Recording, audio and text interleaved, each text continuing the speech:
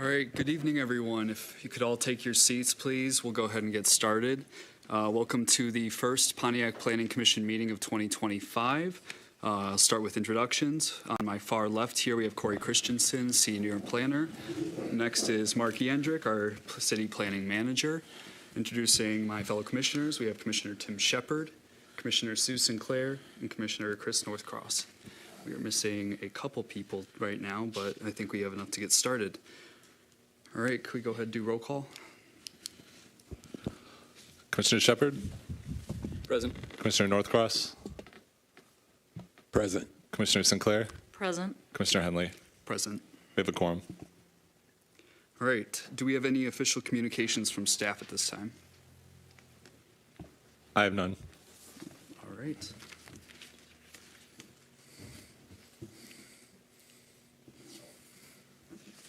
Are we good? Yeah, you're good. Okay. Do we have any comments to amend or for the agenda? I believe the only item is moving item 8A to be directly after item 6B. And then also, item 7A is to be removed from the agenda. The applicant has asked to come at the next meeting. Can I get a motion to approve the agenda as noted? So move. And if I could just, for Chair, if anyone is here for 805 Baldwin, which is the item the applicant has asked, that is expected to be heard. It's not a public hearing, but it's expected to be heard on January 22nd at the next meeting, which is a special Planning Commission meeting. And Sam, if I also could, Chair, if I could also say, there's just a Scribner error on the agenda. Under number 5, the minutes is actually from December 4th of 2024, not November 6th. Thank you, Mark. All in favor approving the agenda? Oh, sorry, who was the second? Tim Shepard. That's good. Thank you. All in favor? Aye. All Aye. All right. I have something for staff. Okay, we'll get to that in just 1 second.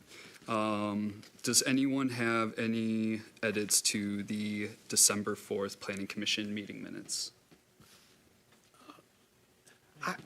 I have a question. Yes. I was looking on, looking right before staff communications, page 5 of 5. And in the bolded area, it mentions that there was a motion to recommend, but then, and that there was a support, but no vote. And I thought we did take a vote on that. This is on page 5, staff communications. So, yeah, there was a vote. We can add the vote total to the motion passed. Okay. And I do recall it was a 6-0 vote for the record, and we can add that. Mm-hmm. Okay. Can we have a motion to approve the minutes as noted? I make a motion to approve the minutes as noted, the December 4th meeting minutes. Support. All in favor? Aye. Aye. All right, and before we get going on our first items here, I'd like to welcome Commissioner Vernita Duval. And I believe Commissioner Sinclair has a question for staff. Mark or Corey, I think we need to look at our zoning ordinance, the graphics for build to areas under 2.3, it's basically all of them, 2.3, 2.304, 5, and 6. And I believe it applies to the rest of them. The graphic where it's got build to areas and it's got the arrows with the letters saying which one to reference. J and K no longer apply to anything. And there's one more item, I couldn't find it. I forgot my notes at my office, so I will have to follow up with that with an email. But that's my only comments. Thank you. Thank you. All right, perfect. We'll go ahead and get started with our first item on the agenda here, which is a zoning map amendment 24-010. This is for a request to rezone parking to R4 at 461 West Huron. And at this time, we can take our presentation from Corey. Thank you. So tonight's first public hearing is a request to rezone the property at 461 West Huron, also known as parcel ID 1432-102-032, which we wanted to specify to differentiate this property from the Pontiac General Hospital, which actually shares the same address. The request is to rezone the property from P1 parking to R4 multifamily elevator district. Can I add something? So Corey, and I just wanted to share this with Planning Commission. We did have a member ask me. This is the official address of this parcel. When it gets to it, if this rezoning is approved, if it gets to site plan, there will be another address assigned for South Johnson. But the normal process through the county, through the fire department, and through the city for addressing, this is still a West Huron address. Thankfully, we have gotten a lot of calls asking about this, but the signs at the site have really helped identify where this rezoning is located on Johnson. So, thank you. So with that, staff is recommending the Planning Commission recommend approval based on the findings of fact outlined in the staff report and with the conditions supplied by the applicant. So this gives you an idea of where we are in the process. Tonight is January 8th. This is the first public hearing on this request. The Planning Commission is only making a recommendation to council. They're not making a final decision. This case, whether the Planning Commission recommends approval or denial, will continue on to City Council for 2 readings. It is at the second reading that a final decision will be made. So this gives you an idea of where the parcel sits within the zoning map. You can see it's part of a string of parking parcels that were set aside to service the adjacent hospital, which is located on this long R3 zoned property. It butts up to Seminole Hills. There's R1 and R2 zoned parcels over to the south and to the east. This is actually this kind of hashing or checkered dots or whatever, that indicates the historic district. Let's see, Huron is over here with commercial zoning. That's the reds and the pinks. And then there's some multifamily Casa del Rey over here. So again, this is where it sits, but this time within an aerial. You can see that the developed land has developed according to the zoning. So there's duplexes and single family primarily over here and in Seminole Hills. There's commercial developed along Huron. And then these parcels here have been developed as parking lots for many decades. This is a picture of the property looking northeast from South Johnson Street. This is taken from Google Street View, October 2021. You can see that the parking lot is poorly maintained. This is looking west from Green Street. This is from August 2018. You can see same conditions. This is a rendering, well, a photo provided by the applicant to give a better idea of where the subject area is. So it is located, it is not the entire parking lot area, it is this southern parcel right here. So as an overview, the parcel, like several parcels adjacent to Pontiac General Hospital, is zoned P1 parking. The P1 parking district does not permit anything except parking, which means these properties can only be developed as parking as it currently is regulated. The 2014 Master Plan's future land use map shows this area as entrepreneurial, industrial, commercial, and green. Historic aerial photography indicates the property has been utilized as a parking lot since the late 1970s. Aerials from 1973 and before show the property as being subdivided and utilized for single-family homes. The current owner just purchased the property in 2024. The property sits within a string of P1 zone parcels adjacent to Pontiac General Hospital. The P1 zoning for the subject parcel was most likely established at the time the property was converted from single-family homes to parking to support parking at Pontiac General across the street. If this rezoning were to be approved, buffering would be required where the parcel abuts residential, which is at the south and southeast corner. This portion would be required a type A buffer, which would either be a masonry wall with 2 deciduous trees per every 100 feet, or no masonry wall and 1 deciduous tree, 6 evergreen trees, and 8 shrubs. Nearby multifamily residential structures include Casa del Rey and Huron Place apartments. The following are conditions that have been supplied by the applicant. 1, building height will be limited to no more than 6 stories. While their plans currently call for a 5-story or 2 5-story building apartments, they're proposing to cap it at 6 to provide a little flexibility during their early planning stages. Increased buffer landscaping, another thing they are promising or conditioning is increased buffer landscaping along Green Street and the adjacent residential parcel to 15 feet width of landscaping. And lastly, the existing masonry wall to the south will be repaired and preserved on site to provide a buffer from adjacent single-family homes. So to give you an idea of the P1 zoning district, it is intended to provide specific locations for public or private off-street parking for those uses which are not able to provide adequate on-site parking or parking within their own district boundaries. The following standards apply. The parking area shall be accessory to and for use in connection with one or more businesses. The parking area shall be used for parking or passenger vehicles. Basically, the point is only parking is permitted at this location. Now, the R4 district, which is the district that the applicant is requesting, it allows every use permitted in the R3 district with the addition of taller apartment buildings up to 12 floors. Over a certain number of floors, I believe it's 5, an elevator is required. The introduction of R4 zoning would allow the following by right: multiple family, single family, state licensed residential facilities for 6 or fewer clients, townhouses, 2-family dwellings, community center buildings, parks and recreation, urban ag, and community gardens. The following are the uses permitted by special exception, which means it would require a planning commission approval: mixed-use buildings, boarding or lodging houses, state licensed residential facilities for 7 or more, unlicensed residential facilities, bakeries, banks, childcare centers, galleries, bed and breakfasts, learning centers, offices, personal service establishments, places of assembly for less than 50 persons, restaurants, indoor retail, assisted living facilities, community service facilities, nursing homes, private clubs, religious institutions, schools, small outdoor recreation, and mobile food vendors, and wireless towers. So these are the 10 standards of approval. You're well familiar with them at this time, but I'm going to run through them real quick.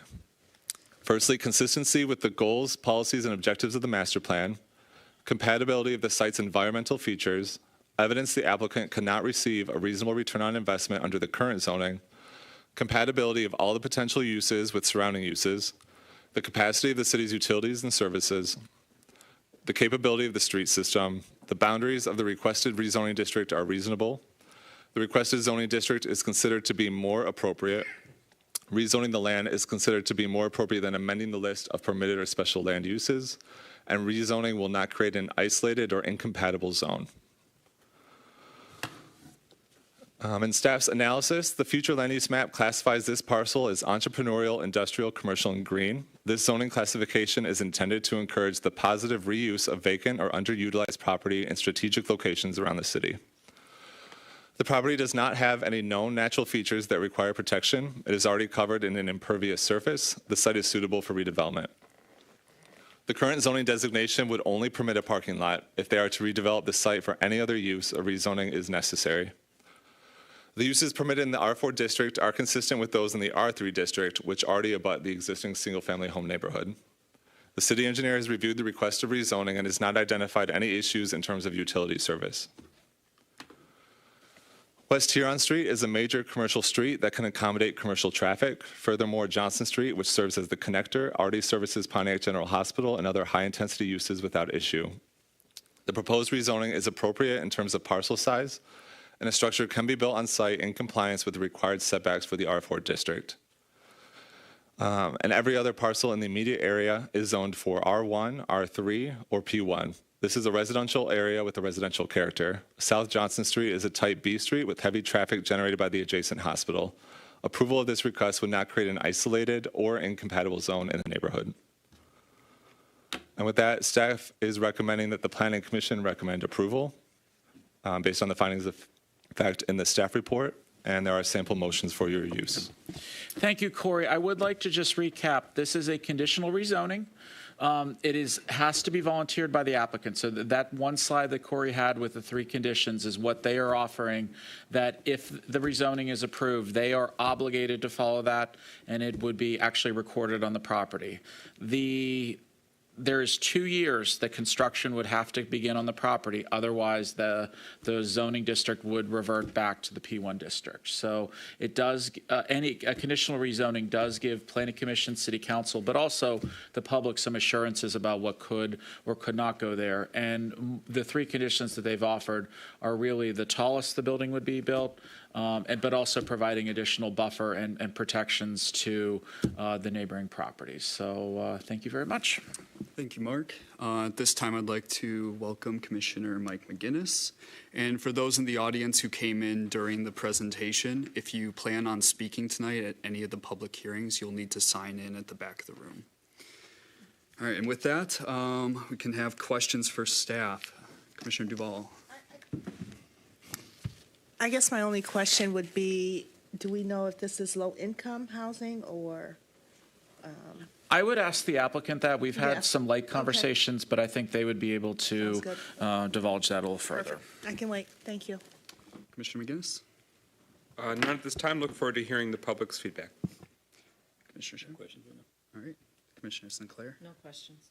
And Commissioner Northcross.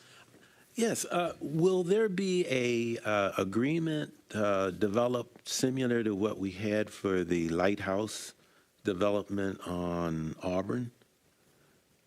They had a series of conditional agreements that they put into a formal legal document that I thought was really the benchmark for how we would conduct business. Is that going to be developed for this? If we go back to our, I think it was September 23rd meeting,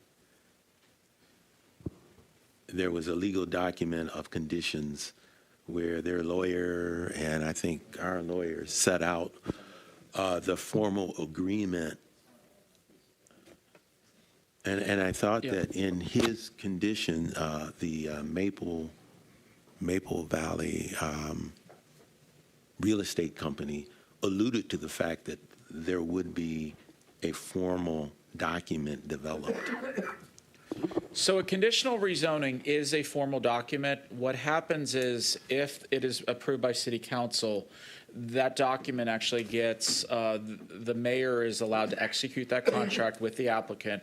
It'll be very similar in its format, but the conditions will be the 3, at least at the moment, the 3 conditions that have been volunteered are what's on the screen right now. But it is a legal document. It's actually, we have a template at the city that we use. So it's really just, the only difference is honestly the location and then the conditions, the rezoning request, and then the conditions that are tied to it.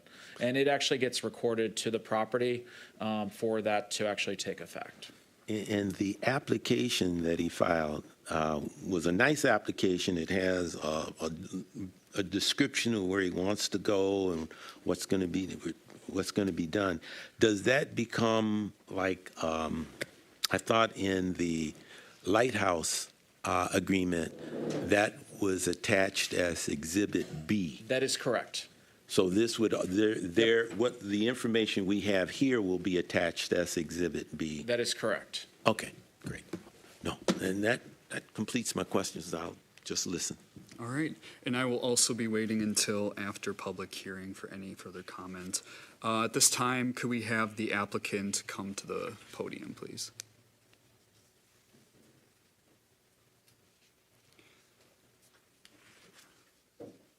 You could state your name and address into the microphone. Hit the button on the right, and that'll turn on. Yeah, there you go. Vanessa Cruz, 550 East 9 Mile Road. I represent Fusco, Schaefer, and Pappas. We're the architects representing our client, Maple Valley Real Estate. Thank you. And is there anything you'd like to add to the staff presentation? I think Corey and Mark came up with a great explanation of what we're planning. We believe that the location of this property and the possible six-story building would be a good transition from single-family to the 7-story hospital across the street. We are still trying to create a community feel, and from what's there right now, we just see it as an improvement than a deteriorating parking lot that could be used for, anything could be abandoned there, and we're just trying to improve the city of Pontiac with more affordable housing. All right, thank you. Commissioner Duval, do you have any questions for our applicant? It still goes back to my original question to staff. Did you say affordable housing, low-income housing? Can you be more specific? We are applying for low-income housing funding through MISHTA. I don't believe we've decided what percentage of it will be affordable housing, but there is a requirement that MISHTA requires for us to be awarded that amount. It may be, some may be market rate, but there will be affordable housing in both planned apartment buildings. And why are you looking to keep it low income, or, what is your goal? Our goal is for affordable housing in the area. As far as funding goes, it just depends. I'm not sure what the pro forma would be, but right now we are trying to apply for the 9% affordable housing. Have you made any improvements to the general area and landscape? At the moment, no. We need to be awarded funding first before we can move forward. So the first step would be to be awarded site plan approval. In order to do that, we're going through the rezoning. Have you done any surveys of the surrounding areas of the people or anyone who might be interested in locating there? As far as residents wanting Yes. to, I think that was our next step, to see if we can be approved first for the rezoning. Okay, I have no more questions at this time. Commissioner McGinnis. Good evening. Anything further you wanted to say? So I'm the owner of the property, and one thing I would like to include is that the project actually is going to be some low-income affordable housing, but we're going to target 55 and elder because of the location near the hospital. So it would be a 55 and elder community, which would allow other age residents there, obviously, but they would have to be with a 55 and older eligible, person, and that would all go through our management company, which is KMG Prestige. I think they manage like 50,000 units around the United States, so they're a pretty large management company. And anybody that would be interested, once we get the approval, we'd go out and reach. We've already spoke to Pastor Jones over at the local church and reached out to some of the district members over in that area and spoke to them as well, too. So we have been doing a little community outreach. We were just trying to wait until we move forward with this approval process. Can he identify himself, please? My name is Noah. Can you state your full name and address Noah into the Link. mic? And what's Address, that? please. The address is 51542 Van Dyke Ave. Thank you. Shelby Township. Thank you. Shelby Township? Yeah, that's where our office is located. So thank you very much for being here this evening and in advance of hearing from the resident feedback. Do you own other properties in the city of Pontiac currently? Yes, I do. Okay. And are they single-family? Are they I multifamily? own commercial properties out here, various single-family properties, industrial properties. Okay. Have you and your firm done new construction? Yes, we have. And that's in this current municipality or in other cities as well? In other cities, one of our general partners has over 115 of these projects. That's partners. What would be the target for number of units for this structure? I believe based on the zoning, it was in between 100 and 110. Okay. And what would be the parking solution for those units? It would be on-site parking.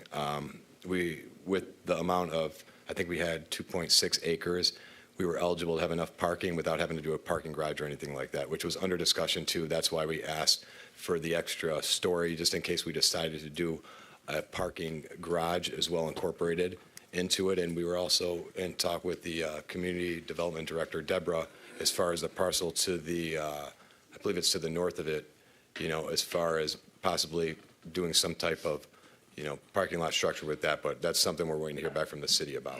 So as far as this parcel itself, it would just be, we wouldn't have to do a parking garage. There was enough room there to be able to have the required space per the zoning ordinance. Okay. So the parcel that we are discussing is 2.56 acres. You own it, or do you have an option on it? No, we own the property. Okay, so you own the property. Do you own any surrounding adjacent parcels? As far as that are actually adjacent to it, no, but we do have other, I have properties in the area over there in Seminole Hills. I own some single family over there, and Okay, but not some of the other parking lots? that No, are- no. Okay. So it was the parking lot that would connect to it is the one that the city owns, and we actually pulled title for Deborah. She has to have our title company pull title, which we did, and to see if there was something we could do with the city as far as that, developing that, and possibly building a new parking structure for the hospital and the community over there, which we're waiting to hear back from Deborah on that. And I believe we spoke to Miriam, too, about that as well. Okay, that addresses my initial questions. Thank you, sir. May I? Yes, Commissioner Duval. Sir Chair, I do want to, are you familiar with the Marshall Plan for the city of Pontiac? No, I don't know if I reviewed the Marshall Plan.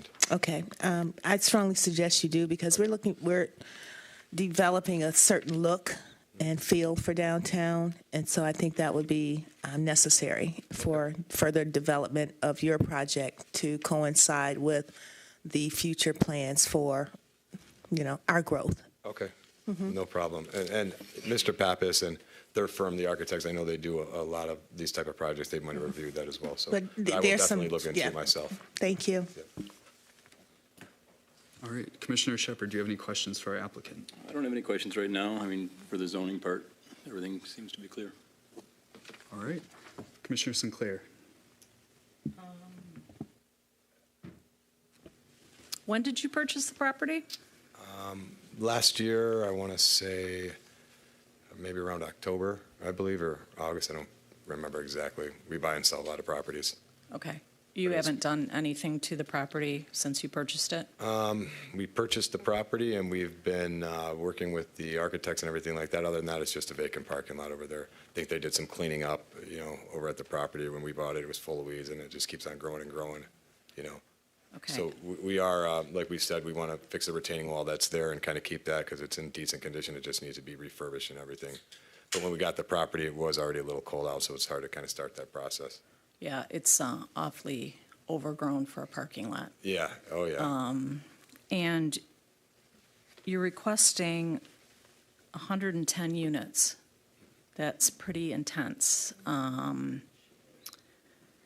What square footages are you looking at? That would be more an architect question, but I believe the design came out to 109 units, and I want to say it was, the first phase was 50 units, and the second phase was the remaining units. It was going to be split into two phases, and how we currently had it, it was going to be a 5-story building. We asked for 6 in case of the possible, Right. we do a parking garage or underground structure. or something Yeah, like that. I read it. I'm talking about the square footages of the apartments. What is your intent? With the square footage of the apartments, I Yes. believe they're going to vary. I don't know if you guys had a. Our studios would be about 550, one bedrooms would be minimum 650, and two bed would be 850. So Okay. it was going to be a mixed use of, studios, 1 bedrooms, and 2 bedrooms would be the largest in the development. Based on the size of the parcel and with 110 units, you're required 1.1 parking spots for each unit. That is going to be a significant amount of parking. Are you planning on asking for a parking waiver? At the moment, no. We have already came up with a concept plan for the 110 units based on multifamily, and we were able to fit all of the parking on the lot. If we go to senior, we may ask for a parking variance just because most seniors do not drive or own a vehicle. So that would be the only reduction, and maybe we could get more green space. But at 110 units that we were at, we were able to fit all of the parking on that lot. And I'm not noticing 55 and up in your conditions. The other question I had, just kind of a point, that's really going to fill up that site. And right now, the hospital is up in the air. They currently only have 5 patients there.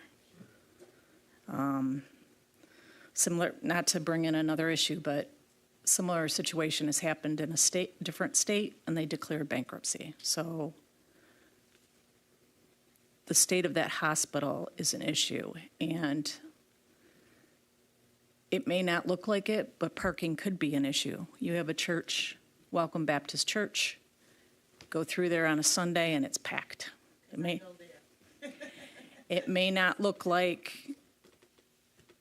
there's a lot of traffic there, a lot of parking there. We've got a development going in at Casa del Rey that needed additional parking. And we also approved a rezoning of an apartment complex at the end of Johnson. So that's significant. In your design plans, I would keep that in mind with regard to parking, because that is a huge issue at this point. My other question is, you are going for MISTA credits. When is your intent to apply for MISTA credits? Are you trying to get in by April, or? Yeah, as soon as they announce it, I don't think Mr. Hunt's announced officially, but right around the April time for the 4%. So are you going to come back relatively quickly with the site plan and ask us to approve it? Yes, yeah, that is our plan. Once the rezoning process is done, we were going to work on site plan. Because my concern is it's a very fast-tracked timeline for you to get in to apply by April. If not April, then it'd go to the next round, which is, I think, in October, so it would be one of those rounds. But we would shoot for the 4%, and then if it went to October or whenever they opened up the next round, we'd apply for a 9%. We'd do both pro formas on the project to see which one is, I believe they're both going to be sufficient on it, but just which one we fall on at that time so we can get the ball moving forward, since we only do have 2 years to begin construction on the project. I know that you didn't make the December District 2 meeting, community meeting. You had another engagement that night. Yes. The next one, I believe, is January 27th. I highly suggest that you address the public or the community that surrounds that area at that time. And those are my only questions at this time. Yeah, that won't be a problem. It was, I believe it was last minute when I received the request, and I did have another city council meeting that I had to attend that night in Brown City, so I wasn't. I understand. Thank you. No problem. All right, thank you. Commissioner Northcross, do you have any questions? Just one question. In terms of heating, venting, and cooling systems, is it required that air conditioning be a part of the building, and were you planning on air conditioning being part of the building?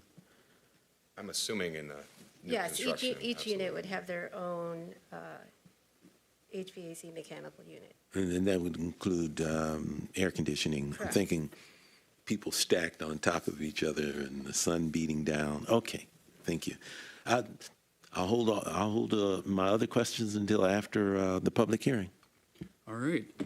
If we have no other questions or comments, I'll ask our applicants to take a seat, and we will begin the public hearing portion of this. If you have any comments related to this item specifically, please approach the podium. You'll have 3 minutes to talk about whatever you want, as long as it's about this. And with that, we'll go ahead and start our public comment. And prior to you speaking, please state your name and address into the microphone. Hello, my name is Elise Voigt, and I own a house practically across the street from this empty lot. And I have a lot of concern about this project. Right now, it's an empty, not so attractive parking lot, and it has not been maintained for a very long time, at least as long as I've had a house there. I'm a bit concerned about the high density of this project. I'd like to see something developed there, but I'm a little nervous about this particular project, so I'm a little nervous right now, actually. I would like to see something going into this parking lot. It's very unattractive. The road on Green Street is horrific. It's probably the worst maintained road in Pontiac. Putting up with that and then putting up with this empty lot is, it would be great to have a positive development there. But 110 units in that area that need so much help, I think will just burden the area. I don't know how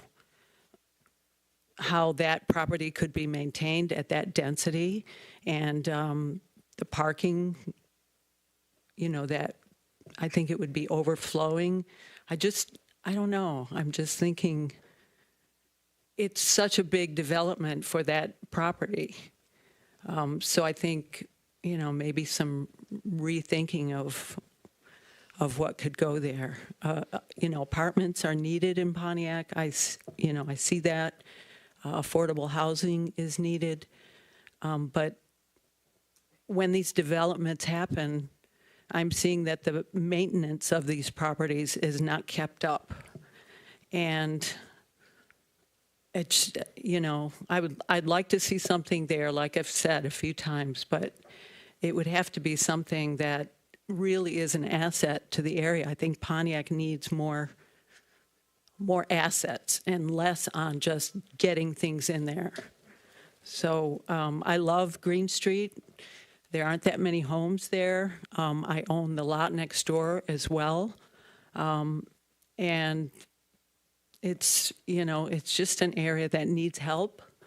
But this, I think, would burden the street. And I don't know what's going on in Johnson. I've driven down. Thank you, ma'am. Your time is up. Okay, thank you.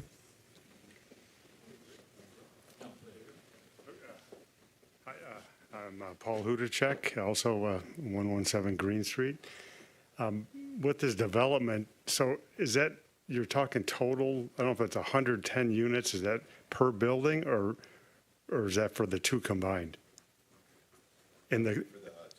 Okay, so minimally, you're looking at parking, where you're going to be housing theoretically, what, 3,000 to 5,000 people potentially on that single area, which is extremely high density amount of occupancy. Also, If we could wait to respond to the questions. Also, and then you're saying, another thing I have a concern is when you're saying, some development. Well, just some development doesn't mean it's a good thing necessarily. And when you're saying a transition from, to the hospital, from the that area to the hospital, well, a 6-story building to a 7-story building is that's not a small transition. That's a major structure right there. And, I don't know where where the building sits is going to block out areas. And the neighborhood is really nice. It's very calm and it's coming up. We're working on other people. There's been some new developments, houses put on there. And I hate to see, it just get, snuffed out by something that's not going to necessarily be an attribute to that area. So that's all. Thanks.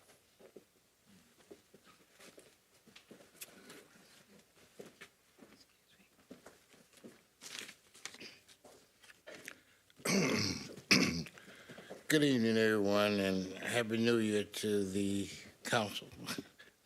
My name is Robert Bass. I live at 499 Highland, and I'm also the president of Assistant District Council, located in District 1.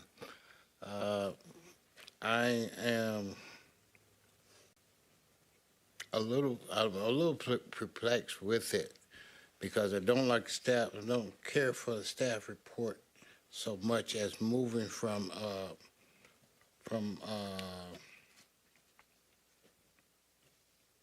R1 to R4. Now R3, then I would be more willing to contend with than R4, even with the conditions. If we're going to be stacking houses, and you just approved a stack house when you added the addition to Dwight Street, I think that's Dwight Street, and the additional parking.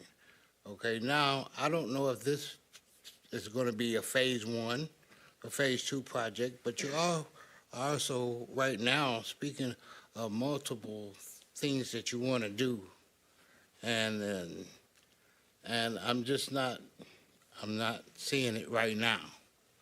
Now, maybe later, I know that it's going to go before council, so there's another opportunity. Maybe I can get more information, but there's still a lot of questions regarding putting stacked houses on that particular area and making it a R4 rather than an R3. I know that you can make amendments according to the report. You can make amendments. You don't want to go through those steps, so you want to go strictly to R4. But once it's approved, I know this condition lasts only so long, but if it does not work out, or if it's not monitored properly, like some that we have here already, that's supposed to be low to moderate income, and the residents are being overcharged and not getting the service that they deserve. So it's a lot of concerns right now that I have with this, but mainly from the R1 to R4. Thank you so much for your time. Good evening. My name is Kevin Stewart. First, I'd like to address Corey with the exhibits that he produced with the overgrowth of the parking lot. I think that was, in my opinion, to possibly sway individuals because with that lot being in that condition, you're speaking to the dereliction of duty of the city of Pontiac and the carpetbagger that operates it. Second of all, I'd like to say to this gentleman, he said he spoke to Pastor Jones. My toes continue to curl when I hear an individual say they talked to Pastor Jones. Pastor Jones does not live in the city of Pontiac, okay? The residents of Seminole Hills and the Stout Edition, those individuals live in the city of Pontiac, not Jones. And let me say this for the record. My name's Kevin Stewart again, and I live on Oneida Street, and I've been a resident of Oneida Street since 1969, the date of birth, okay? We have to contend with the Casa del Rey, and, you know, I'm with a lot of the historians, you know, as it relates to the Casa del Rey. The lot directly behind the Casa del Rey, when I was a child, that parking lot went with the Casa del Rey. Prior to the owner abandoning that property, that rear parcel was sold to the church. There was a parcel number issued right at the assessor's office, right in this building, and the church bought the parking lot, okay? Since my understanding is now that the church sold the parking lot back to the Casa del Rey owners, and we are still going to be dealing with parking issues, okay? Because there was parking along Algonquin, a garage with maybe 8-10 parking structures on it. Second of all, I'd just like to say that we have enough of these type of projects going on right now in the city of Pontiac, and I'm not giving thumbs up or thumbs down to individuals who need housing. We do need housing, but let's stop allowing the city of Pontiac to welcome these type of projects for Oakland County, okay? I'm looking at it from a standpoint of other communities don't want it. Why should we want it? And I'm going to say this. I'm going to say this to the carpetbagger, okay? The election is coming, and that individual might be in Africa or whatever continent he's on, but let me make myself loud and clear. The election is coming. Thank you very much.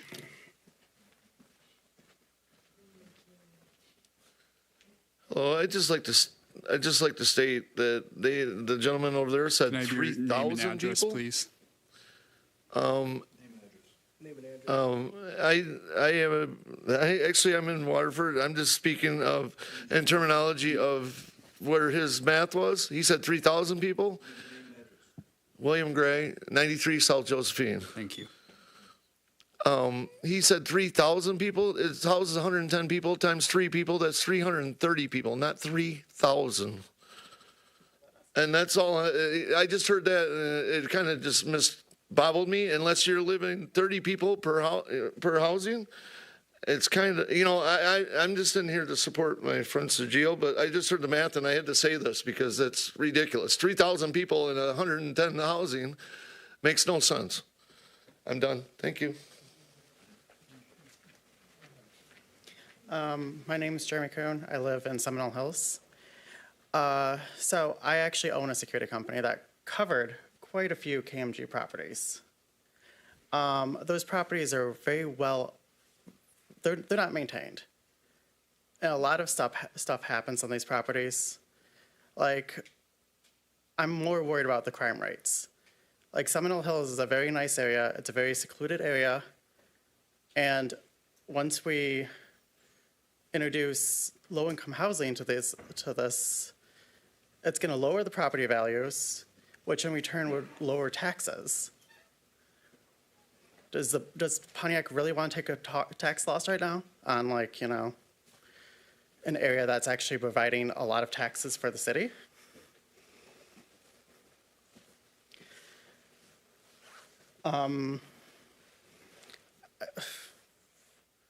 Honestly, like, and back to the parking, yes, everyone said it, but there is already a lot of traffic with the church. And once they open Casa del Rey, it's going to be packed. So that's my biggest concern would be the parking and lowering the tax value of the area.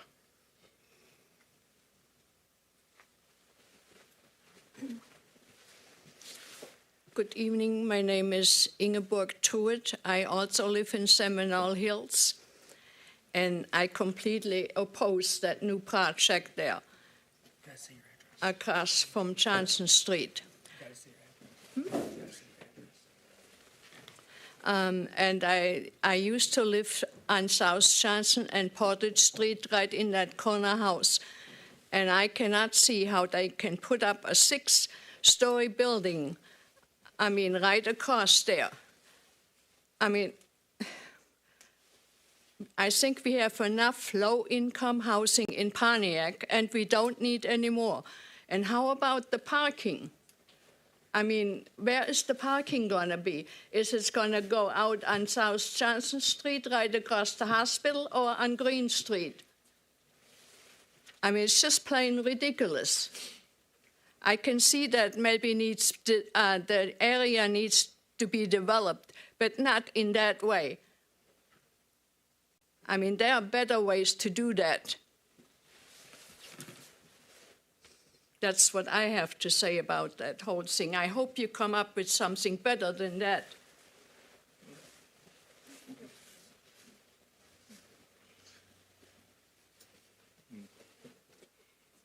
Okay.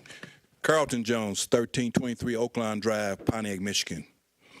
I really was paying a lot of attention to the people who have been here in Pontiac for a while. And I'm just going to say this not to this developer, to any developer. If you don't come in this city and try to engage with the local people who live next to the property you're trying to develop, you're making a major error. A major error. You don't need to name drop. You need to make sure you talk to residents who are closely impacted by any development that you're proposing. Our planning department, you need to start telling the developers that they need to talk to the residents surrounding the property. I've been on, and I appreciate the questions that our planning commissioners are asking, because density and trying to go in after some appropriation for funding based upon you making a profit is time out for that in Pontiac. You got to do something that's going to be helpful for this city. Yes, we have a low income level, and if you're not accommodating that with the highest level of accommodation, you're not serving the city to the best interest. We know developers come here with a bottom line of trying to create income for themselves. I'm not directing it directly to you. This is as a whole, because our city is at a pivotal point, and if we do not stand up for us here in Pontiac, nobody will.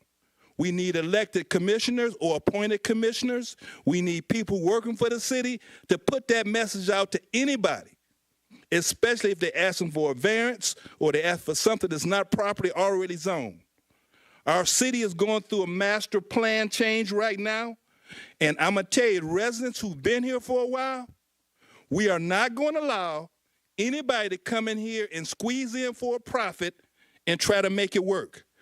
I believe that the capacity they're trying to put on that site does not work. I don't believe it works. You can try to make it work on paper. It will not work for the benefit.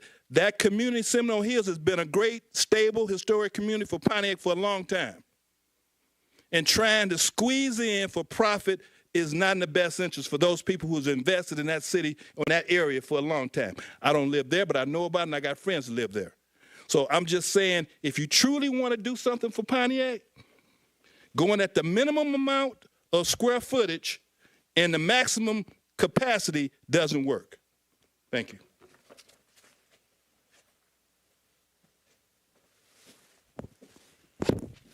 Sorry, kind of short. My address is 192 East Huron Street, and my name is Nicole Hall. Pardon me, Nicole Hall. I have a speech impediment, pardon. But I was paying close attention to everything that I heard, and I'm probably going to make some of y'all mad, but here it goes. The site that I'm looking at, I've lived here over 13 years, and I've noticed a lot of homeless people. A lot of people have slept on my porch. A lot of people have knocked on my door, yo, can I use your bathroom? Can I get a water? Whatever, you know, I'm not going to let some stranger in my house. What I'm trying to say is, like, there's so many homeless people, and if you were homeless, it would be the shoe on the other foot. So what I'm trying to say is that I don't believe anybody should have to be homeless with kids and stuff like that, because I see a lot of homeless women pushing strollers, you know, with their kids and stuff, and then they hide underneath buildings and make the best that they can. I think everybody has a chance. I mean, it is supposed to be allowed to have a chance and a roof over their head, so putting a building to help low income and poor people, I live off of SSI, so I mean, I'm considered poor poverty. So what I'm trying to say is, like, people that can't afford things like that are poor, they deserve to have a chance as well. So for someone to say that, no, I don't want a building here because I don't want these homeless people taking up my space, this and that, like, you're not homeless, you have it made, so why would you even say that? That's kind of ignorant to even say, in my opinion. Like, I think that everybody deserves to have, like, the building would be perfect to help low-income families, you know, people on food stamps, like, people that have, like, no means to nothing. Like, everyone deserves to have a roof over their head, have heat, water, shower, take care of the babies, you know what I'm saying? Like, I'm a mother myself, and I think the building should, if it's helping people, what does it matter about the parking? You have your driveway. That has nothing to do with you. Mind your business and just allow other people to have what they need. And what they need has nothing to do with you.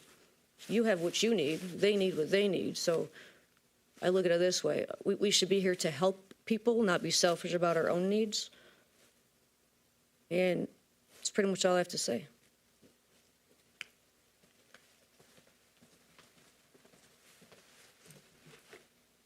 My name is Emerson Millen. I live at 25 Oneida Street, Pontiac, Michigan. I felt very conflicted about this issue personally. I am all for housing the homeless, finding houses for people that need them. I do not necessarily believe that this project addresses that. I think that this is misguided.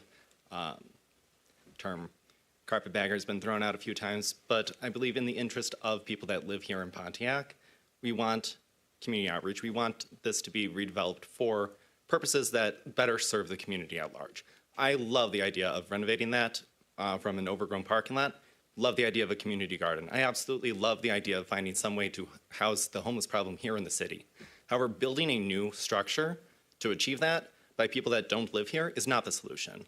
I think that there are plenty of properties in the city of Pontiac that would be better utilized, renovated, and repurposed for such affordable housing or for housing the homeless. I would absolutely love to see that. But To put up a 5 to 6 story building does not account for the tranquility of the neighborhood as it exists now.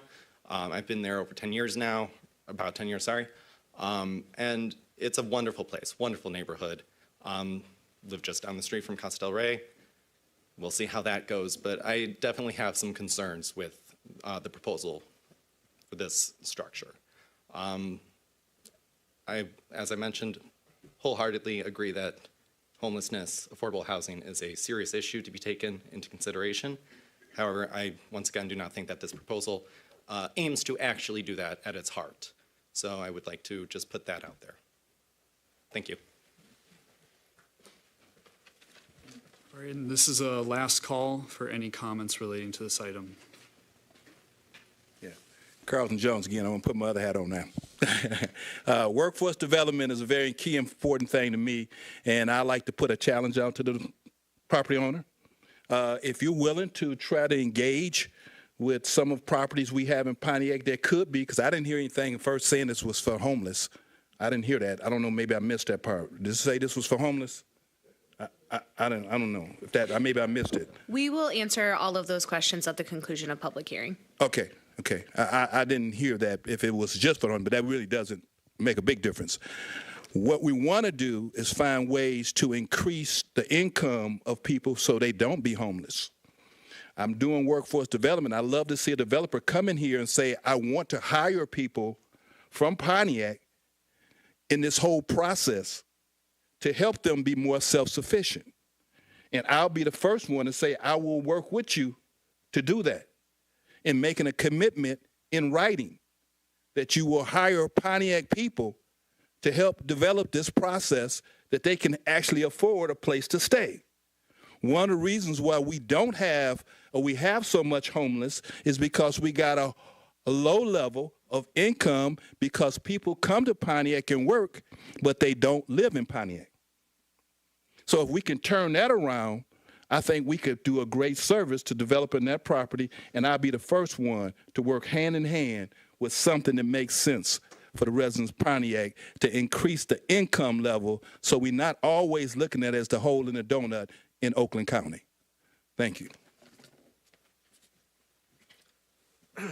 Hello, my name is Jeremy Truitt. I live in 115 South Johnson, that little corner house, right actually next to the lot. I don't know if applicant can hear me, but paying attention on his phone. There's multiple high-rise buildings in the area. 2 of them have been abandoned for I don't even know how long. I've been in that same house 30 years. My mom's been there. They've been abandoned for a long time. I don't need another company moving in. Your main focus was grants. That already scares me. It seems like this is a fast track to get some type of money. I'm good with that. You're going to have KMG managing it. I work with Jeremy over there. KMG I've worked with. They're a horrible company at managing properties. Phoenix Center, I think, was managed possibly by them and a couple other ones. I got videos on there of like needles and stuff, people getting beat up. They need armed security to work there. I'm good. I don't need another high-rise building that you're going to abandon in a couple of years because you need fast grant money. You work with a lot of properties, so maybe do a background on your own people. I don't want another high-rise building. Council commissioners, you made some great points. Sue, we don't need another high-rise building. There's already going to be so much stuff there, right? We don't need more, okay? I don't know what's going to happen in 20 years after you sell this place, whenever you get done, when you get your little money and leave. I don't want it. Thank you. Please stop them. All right, if we have no other comments, I'm going to go ahead and close public hearing. All right, at this point, if the applicant would like to go back up to the stand and address any of the comments or questions from the audience. And I just want to, if I could, clear the air for a second. You can keep going to the podium. I know that inherently the psychology at the moment, it starts to get very adversarial. This is where people live. You have a right to advocate, fight for it, fight for your interests.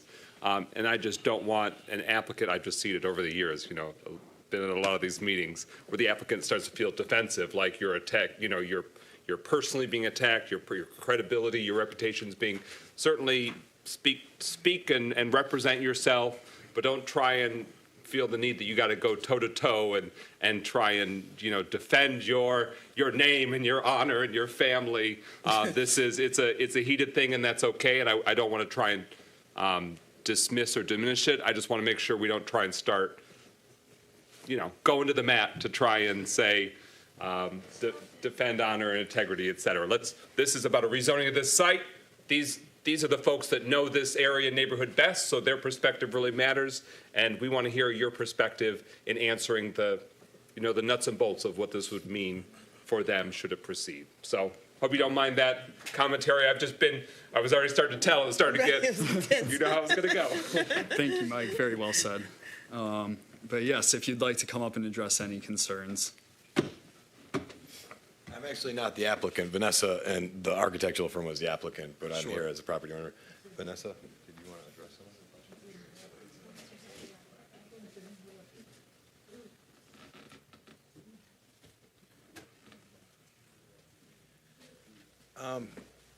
So as far as the project, right now we have some conceptual drawings of what we look to do to the parcel. I know there are some concerns about the density and. Can you come closer to the mic, please? Yes, can you hear me?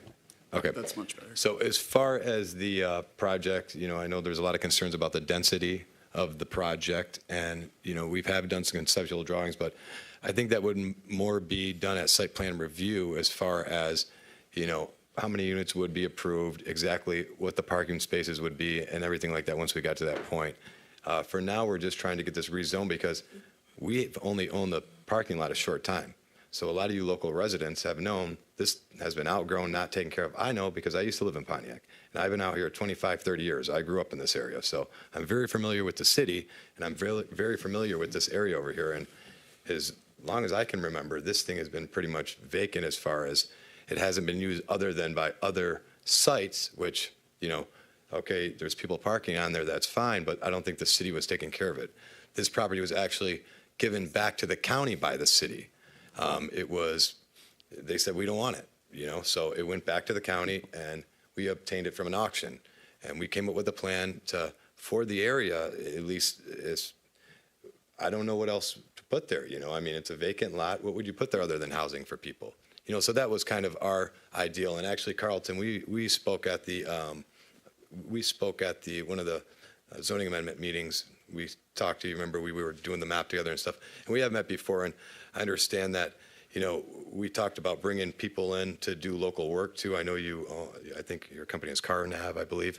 And you were talking about working with the state, bringing contractors, and we were all for that, And actually, I believe I gave you Phyllis's number to reach out with the state to kind of help the people that you're guiding, because you are working with a lot of younger people in the community to guide them through traits and everything like we talked about. So, we have done a little bit community outreach. I know we need to do more, but we were just kind of starting with this process, to get the rezoning done, because it is very time consuming to do these type of projects. And this isn't just one hearing we're going to do and not be around. We plan on going over the site, and once we get a site plan approval, we'll know exactly what we want to do, what we're going to put there. And I can just tell you the building that we're going to build is going to be beautiful, so it's going to be a nice looking building. It's definitely going to look, better than the Pontiac General Hospital that's over there that I believe is 8 stories, so, I'm just hoping that it's over 100 years old. Yes, it is over 100 years old. And this building wouldn't be, I don't think it would be vacant in 3 years at all. That's not anything we plan on doing. So I would just hope that the community would give it a chance and, look at the positives of it. Okay. Well, with that, I'm going to go through. Chair, can I just ask the applicant to elaborate for the community? Because I know there were a lot of different comments. What is your intention for housing here? And I know that was asked earlier. A homeless shelter is not permitted by right with the zoning district, but if you could just help answer that question to the community about what you're looking for, the affordability, I think that you mentioned earlier. Yeah, so the affordability of the project will be based on a mixed use of the income of the area. So the state of Michigan will regulate and say there has to be some allowed at this rent, some allowed at this rent, and some allowed at this rent. And it'll be a skew of different rents in the building itself. Our goal was trying to focus on an elder community, but that would be part of the application process with the state to determine exactly where we score on that as far as that being 55 and up, and it might be open to all. Now, I've I've heard some feedback from the community about KMG. As far as our experience with them, they've had,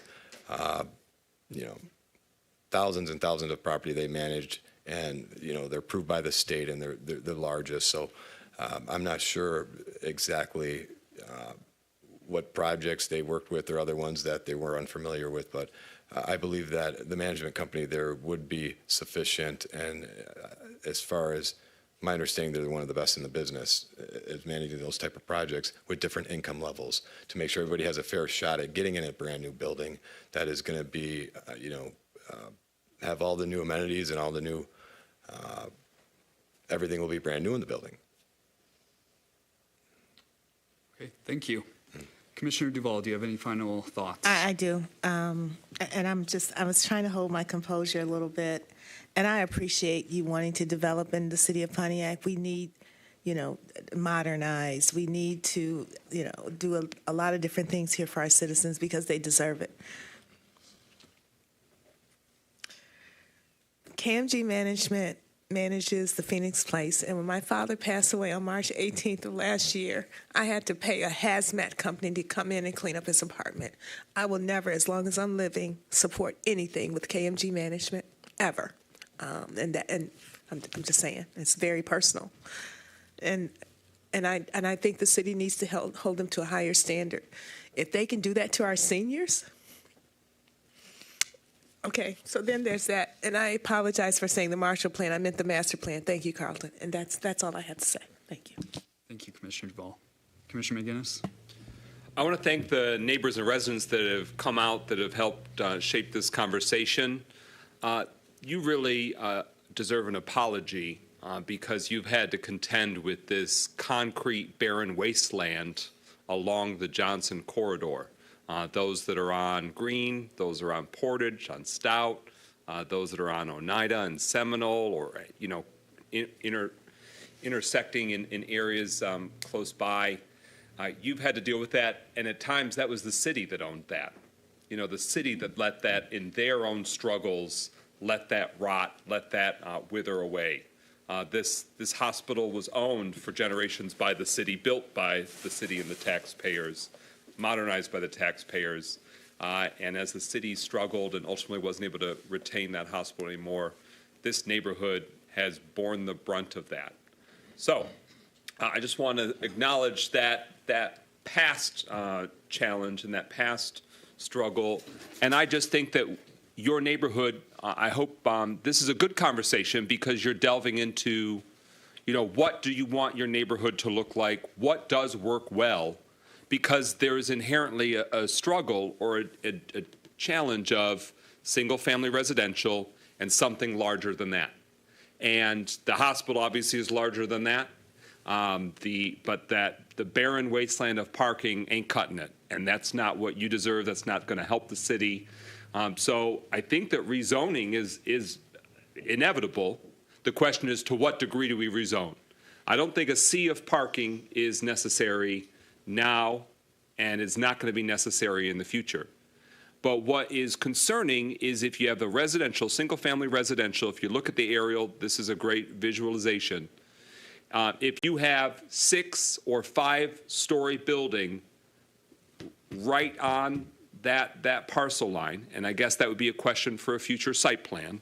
It's not saying it would be right on it, but it has the prospect of being very close in proximity to single-family home. It would literally be next door, of course, but it could be dominating and overpowering those single-family streets, and that's of concern to me. So I do have some questions for staff. R3, the request is not for R3, but just so I make sure and the community knows, how large can an R3 zoning be for? So we do not have density requirements, but the difference between R3 and height, I should say. How about height? But in terms of height, the maximum height is 35 feet, which is essentially, in most cases, 3 stories. So in order to, if you were to get approved for R4, it actually allows up to 12. The condition that they've offered said we're never going to go to 12. But so R3 is up to 35 feet high, and then R4 is up to 12 stories. But this one, it would be up to 6 stories with the condition. So we don't have to settle this conversation tonight, but I think that we are blending different terms when it comes to housing. I think we all as a community can agree we want more and various types of housing. The question is where and to what extent, how extreme, how intense. I'm reviewing this, and I'll keep reviewing it further, but it seems highly intense, very intense, to have that height on that parcel in such proximity to single-family residential housing. With that said, I want to hear from the residents in the future as this conversation keeps going, because we got to get this right. What's the blend that works for basically the current and former General Hospital site? What's the blend that makes sense? Is it residential mixed in with some offices? Is it residential? Is it townhomes with some 2- or 3-story apartments? Like, what's that look like? Because we're going to have to answer this question about rezoning, perhaps sooner than we think, through the master plan and the zoning update that comes after. But what has been the status quo is not good for your neighborhood, and I recognize that. It's not good for the city as a whole. And so we just got to get it right size what that zoning and that growth possibility is there. But that gives me great concern to have 6 stories right at that transition to that single-family residential. But I say that as somebody that is majorly committed to seeing this corridor and other commercial corridors look better, be vibrant, be something we can all be proud of, something that you would, if somebody was visiting your house, you'd be like, yeah, this is my neighborhood, it's wonderful. We want that for you, I want that for the city overall, and I definitely want to make sure that we have broader housing options. As somebody that lives very close to here in District 7 on the east side, so not in this area, but I live very close to an affordable housing complex. I want to say it's 100% affordable. They call it Winston Commons, those new townhomes by M59, if you just go east past a Woodward Loop. No issues. The neighborhood is quality, the residents are quality. The fact that it is affordable housing is not a detriment to the neighborhood. What was a detriment to my neighborhood was having a barren, vacant land all the time. That, in part, invited more dumping, more crime, et cetera. So I think that we can work together as a community to make sure that the housing types that grow, the affordable housing that grows can work for us, and we keep the standards high. But that, based on what I'm hearing, the question about homelessness, that would, of course, having more housing, it affects overall in terms of housing scarcity, housing availability, housing affordability, but that this site itself would not be impacted as transitional housing for those that are experiencing homelessness. That would not be eligible based on the zoning. However, if we as a community are getting addressing the housing shortage better, then we are alleviating the burden and the stress and the pricing out of Pontiac families in all neighborhoods throughout our community, which we always have to be very attuned to. So I just want to share that, even if that's not ultimately what we decide tonight, that we need to keep having that conversation as a community about how do we get that balance right to have expanded housing, because we have that strong need. Thank you, Mike. Commissioner Shepard. I always like going right after Mike because he does a good job explaining things. So, but I think one thing that's really important to understand is we're not approving a project tonight. We're not approving a number of units. I think Mike brought up a really good point. I don't know if anyone wants 6 stories right there. But what we're doing right now is we're doing zoning. So they're going to have a big process, and that's when we hold their feet to the fire. And hopefully you guys bring us something great, because we're not going to approve something that's not great. How you do the management, that's not what we're here for. So, but we're here for zoning tonight, whether it's R3 or R4. And I don't know if there's a hybrid in between, but we don't want a 12-story building, but I don't think it works at 35 feet either. So maybe there's something you can bring us that's in between. And I don't know if we're, the lawyer can tell me if we're going the right way on this conversation, but I think the point is bring us something great. You've heard from the audience. It's going to be really difficult to get something passed that's not great. But what we're here, so you guys in the audience understand, we're not here to approve a project right now. We're just changing a parking lot to a residential lot. Whether it's an R3 or R4 and how dense it is, that's a different discussion. So that's my only point. Thank you, Tim. Commissioner Sinclair. Could I make a comment? Yes. Just to respond to Commissioner Mike. In our concept plan, we were planning for the building along St. Johnson Street and along the property line to the parking lot so that we could keep everything away from the residential single family. We didn't want to build or design something right up to a 1 or 2 story structure. It didn't seem appropriate, and I think it gives more space. Also, it allowed for the parking to work out better for the buildings to be on that perimeter than the inside one. We were trying to keep all of the traffic onto South Johnson Street. We did not plan on any traffic going out to Green or any other street. It was just coming right off of South Johnson. So in order for it to work with the required amount of parking and the density we were looking at allowed by R4, our proposed buildings, which would be in 2 phases. So it may just be phase 1, we're not sure. Phase 2 would be the future. So we would start off with about 60 units in 1 building, and that would be along the South Johnson Street. And again, if we go with phase 2, if it gets approved, we'll go with another structure right along where the existing parking lot is. And my apologies to the commissioner on the loss of your father. I understand what that's like. I went through the same thing recently. And to expand, I had an issue finding an apartment for my father that was affordable on his income, just getting Social Security.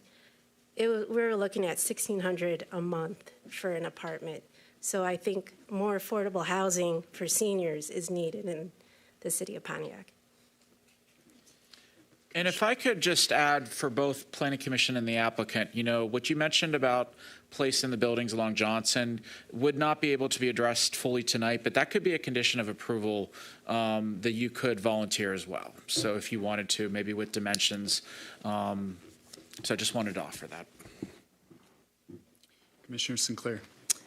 I just want to thank Commissioner Shepard for his comments. We are just looking at rezoning. We're not looking at a building. But because this is P1 and we are rezoning to R4 or possibly rezoning to R4, it's pretty intense. It's a pretty intense change. So I think there has to be a delicate balance between how much information that you have to provide above and beyond what a normal rezoning would be. I mean, it would be a completely different situation if it was P1 to R2. You wouldn't have as many residents in here expressing concern. But because we're rezoning to an R4, it is intense. And there's a lot of vagueness that I'm hearing from you. And in my knowledge of when you go for LIHTC credits, you're pretty set on what you're doing and who you're catering to. And I'm not seeing that in your proposal. You've touched on it. You've alluded to it. I think because of the excessive change in zoning, had you addressed the community beforehand and provided a little bit more information than you have tonight, it possibly would have been more well received. We talked about the parking. With the number of units, I quickly did it, I see 130 parking spots. That's a lot. I have to look at everything as a whole in Johnson and if it's appropriate for that type of density.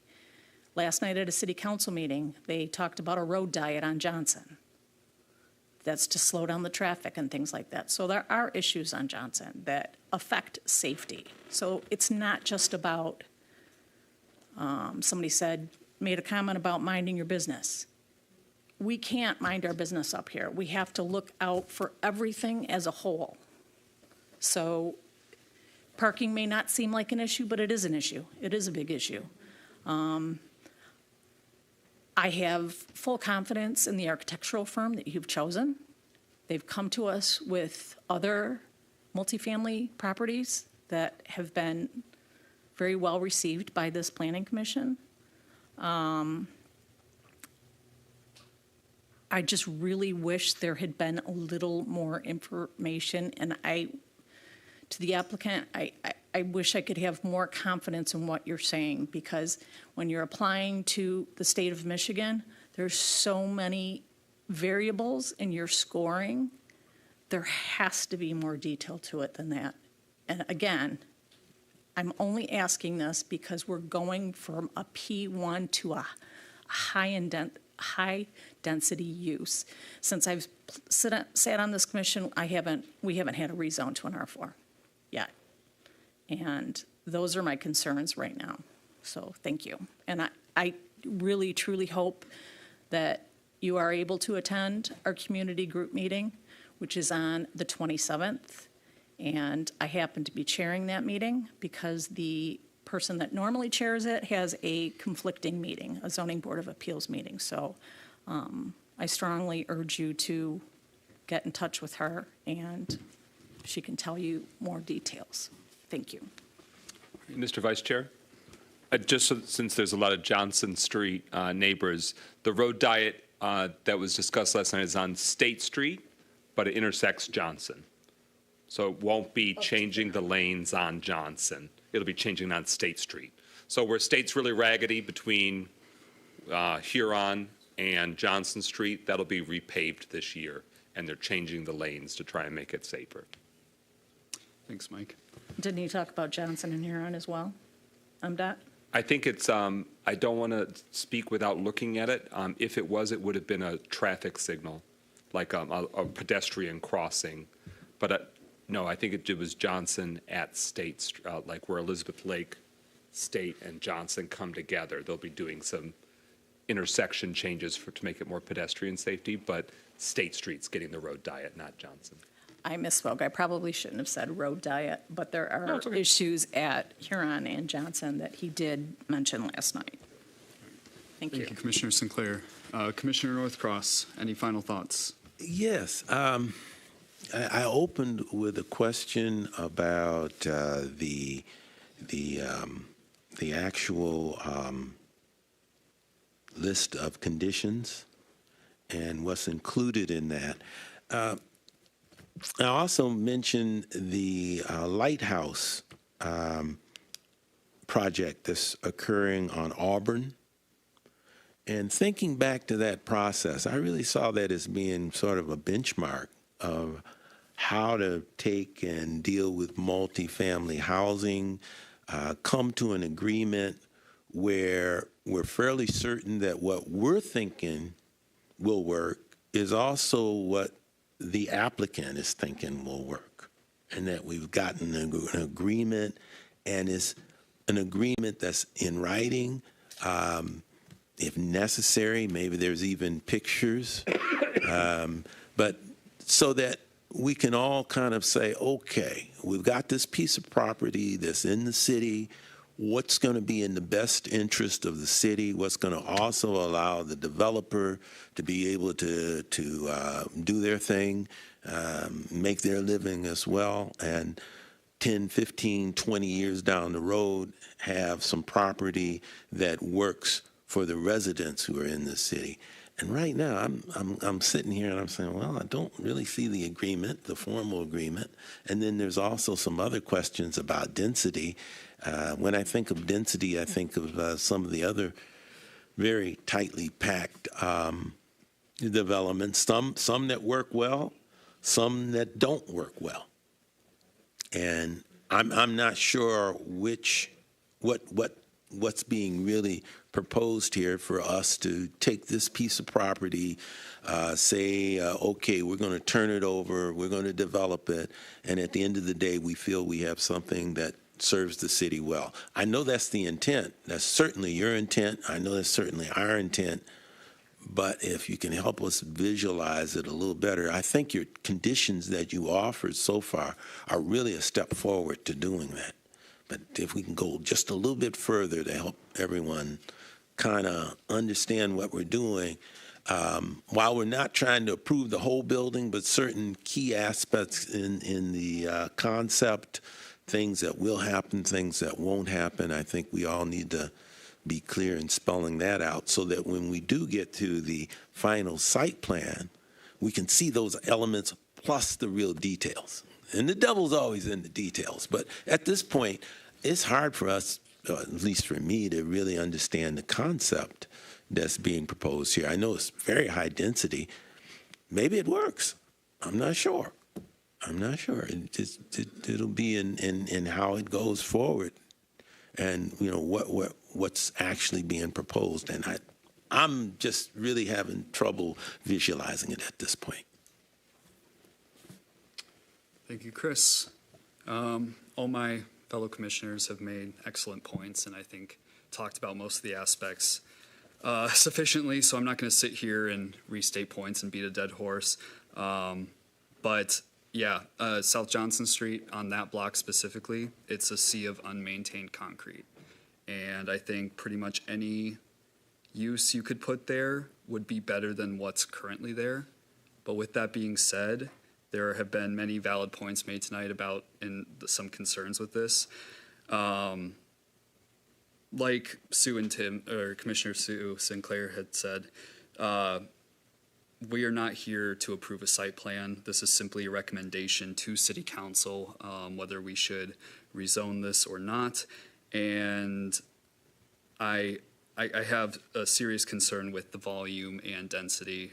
From what you've told me, there's been minimum detail, and what it sounds like is that, as one of the residents has said, you're trying to go for minimum square footage in these units and maximum number of units, and that density does concern me, especially with the height that's being based on the existing hospital that's there.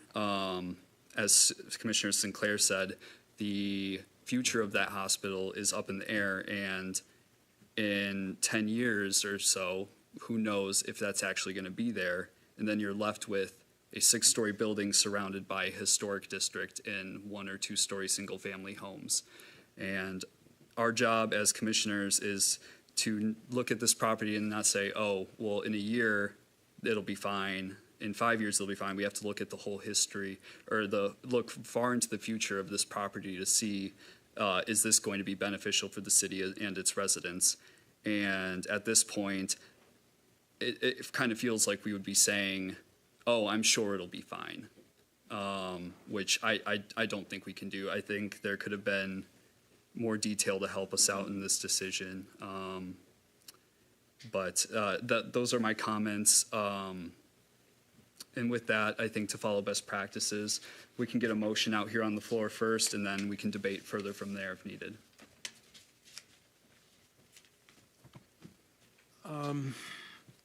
I'm hearing that there are some good points. I'm hearing that there's a lot of questions.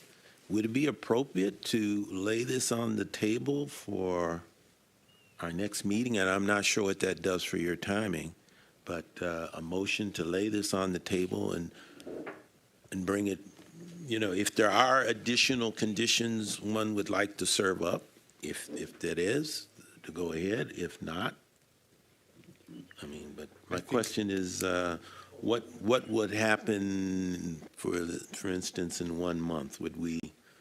Well, I think that's a question for our applicants. Yeah. Would we be whether smarter? they would like us to delay a vote, to reassess any information, any conditions, provide any more information to help with the decision, or would you rather us make a decision one way or the other tonight?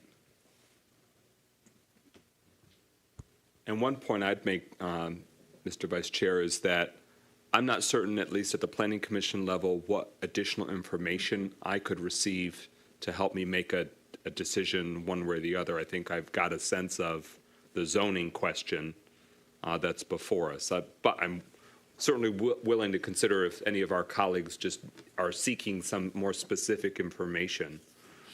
The applicant would have the opportunity to, if they wanted to offer more additional conditions between now and the 2 readings before City Council. So if you're saying, why is the city even considering this? Just know this is a private property owner. They have the right to apply and make their request. And it's our responsibility as a city. So we're doing it on behalf. we're doing it together, but we're doing it on your behalf, to recommend one way or the other, and then it goes to city council for 2 readings where the final rezoning decision will be made. But so am I right, staff, that they have the ability, if they wanted to modify further conditions that would provide other safeguards for the neighborhood between now and, you know, the final consideration by city council? So, yes, and so if the applicant wanted a different zoning district, that would have to come back to planning commission and we'd have to redo another public hearing. But if the applicant wanted to modify conditions, that could even be done at the city council level. Is that correct, legal counsel? That is accurate. Yep. Can I ask a question? Yes. So in theory, they could come back and say, because they've already offered no more than 5 stories, but they could say No more as than a 6. Oh yeah, so you're right, 6. I think that's the biggest fear everybody has is 6 stories. So, and we're not allowed to tell you to put conditions on there, but one thought would be to limit something in between the 2, and I think you might get a more receptive thought. I mean, if it was somewhere between R3 and R4. So I don't know how you do that, but that's something we can't necessarily tell you this condition is what would make it work. You'd have to offer that out there somehow. Am I right in that, Mark? Morgan, can you help to answer that? Can you repeat the question to make sure I So understand my it? question is a hybrid, and that's not a legal term. Mhm. So, but can they offer a condition that puts them somewhere in between the 5 or 6 stories and the 3 stories? So instead of an R3 or an R4, can we find something in between? Because I think the fear is R4 is too big. Because I mean, in theory, they could go up to 12 stories. They've offered something that conditions at 6, but and at R3, it's maybe not big enough to get their project to work. So is there something that they could offer in between, I think is my question. Yeah, absolutely. The applicant can offer whatever conditions that it thinks is reasonable. And if the applicant is of the opinion that they can create the project that they want to create at a lower floor level, then they can offer that condition. And whatever conditions that they offer will supersede any requirements of the zoning ordinance because it's a contract. So even though it'd be rezoned to R4, they wouldn't have to meet those R4 height requirements. And would it revert if they didn't develop the property? Would Correct. it go back? It would go back to P1. All right, thank you. That's all. Yes, motion would be fine. I move to recommend denial of the requested rezoning 461 West Huron Street, parcel ID 14-32-102-032, from P1 parking to R4 multifamily dwelling elevator apartments based on the following findings of fact.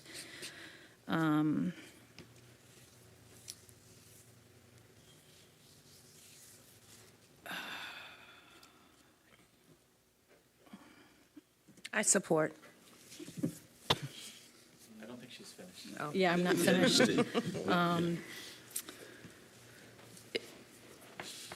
It does not meet our standards in our master plan. Is there a number for that, Madam Attorney? That'd be A. A? Yeah, standard A is master plan. Same.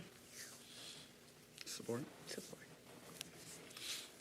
Any final, we can deliberate now openly.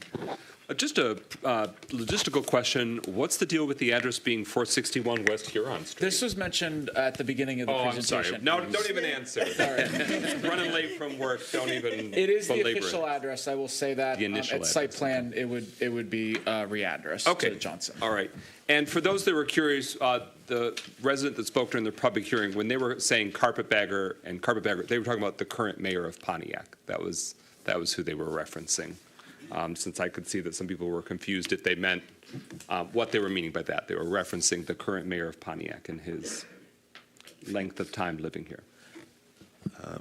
Mr. Chair, I have a question. It appears that we're just recommending, I want to verify, And that this will still go to consideration at the city council? That is correct. Okay. There will be 2 readings at city council if we approve. And at both of those readings, there will be opportunity for the public to restate their opinions or concerns on this matter. For clarity, even if you're recommending denial, it still moves on. Okay.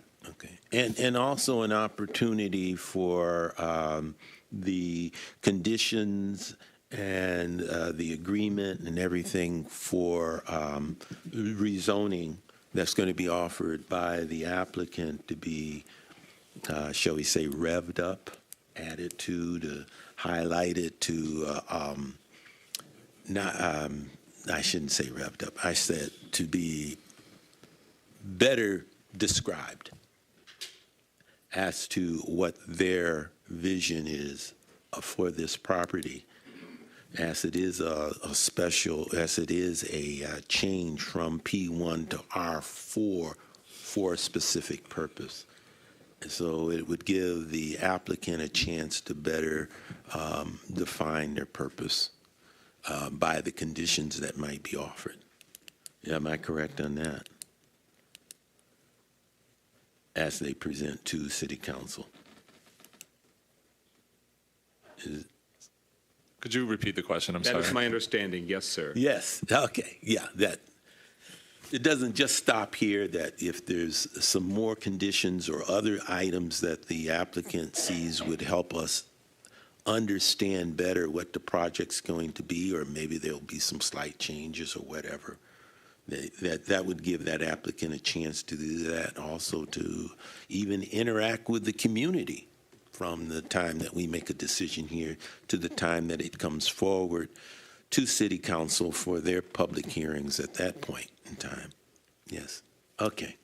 I have a question for staff on that.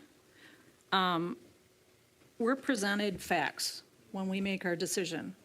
We are issuing a recommendation.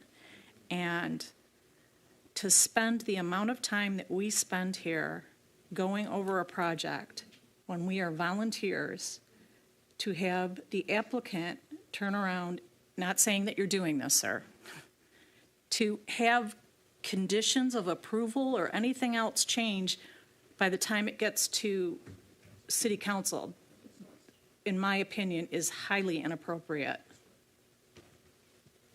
If you're saying that that can be done, that's just, it's not appropriate, in my opinion. Because what's the point, right? Exactly. What's the point of sitting here and debating for 2 hours when... For 4 hours every single night or every month, and then it's like, it doesn't matter. I agree. Yeah, it's absolutely frustrating. The reason for that is that the Planning Commission is a recommending body when it comes to rezonings. So the Planning Commission doesn't make the final decision, and any conditions have to come voluntarily from the applicant. So the application is the same, right? It's just adding additional conditions, which in theory would further safeguard the public. So the council still has the recommendation of the Planning Commission. They still have the summary of the public hearing. They just have additional conditions. That would be the change that comes between either the Planning Commission hearing and the council meeting, or between first and second reading at council.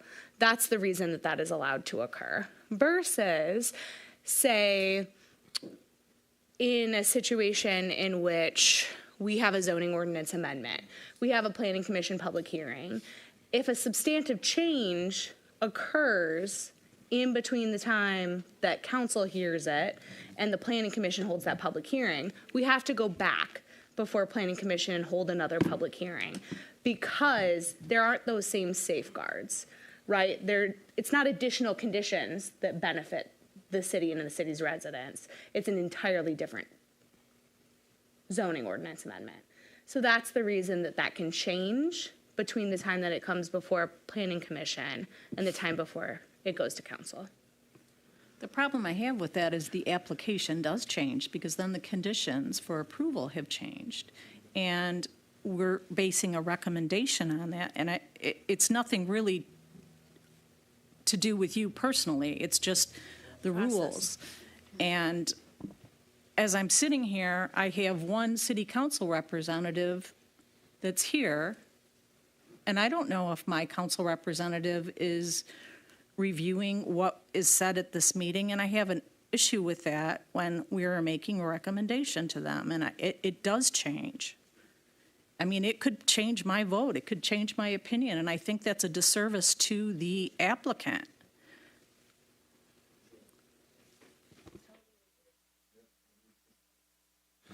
Those are all very valid points, and so the option is, of course, postponement if you think that that is potential, but we have no way to, put that requirement or mandate that there would be a condition offered.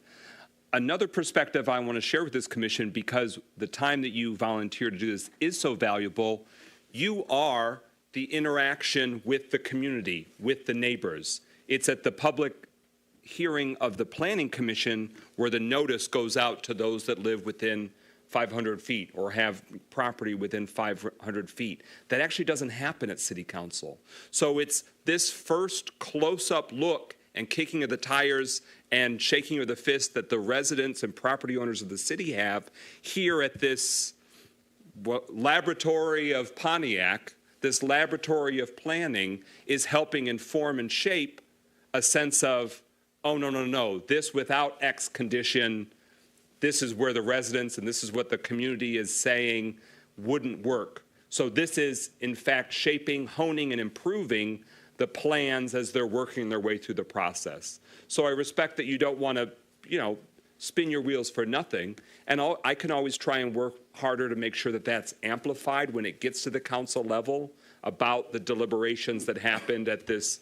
I try to emphasize it if there is a condition that's come in the process since then. I think it's happened once in the last 6 months or so for a property that was at Osmond and Jesse, that extension of that paddock vehicle storage. It was in part because of the Planning Commission meeting when residents came out and community members throughout said, that's a little intense because that could be things other than what you're saying you're going to use it for.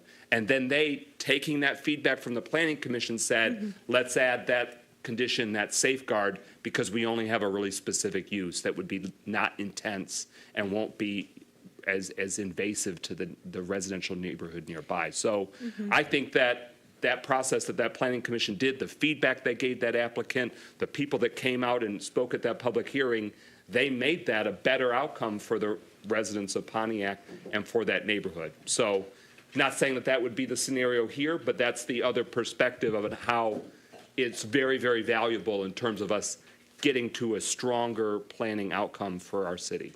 I will say that having been at both the commission meetings and the council meetings, not only does Commissioner McGinnis do a great job of giving council the background and the reason why you guys voted the way you did, but administration also puts that in the presentation that goes before council.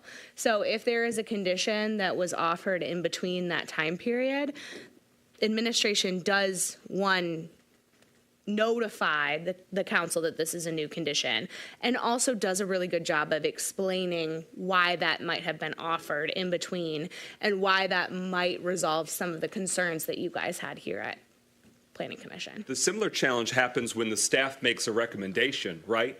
They recommend denial or something, conditions come along, and then people are saying, what gives? Why'd you recommend a denial?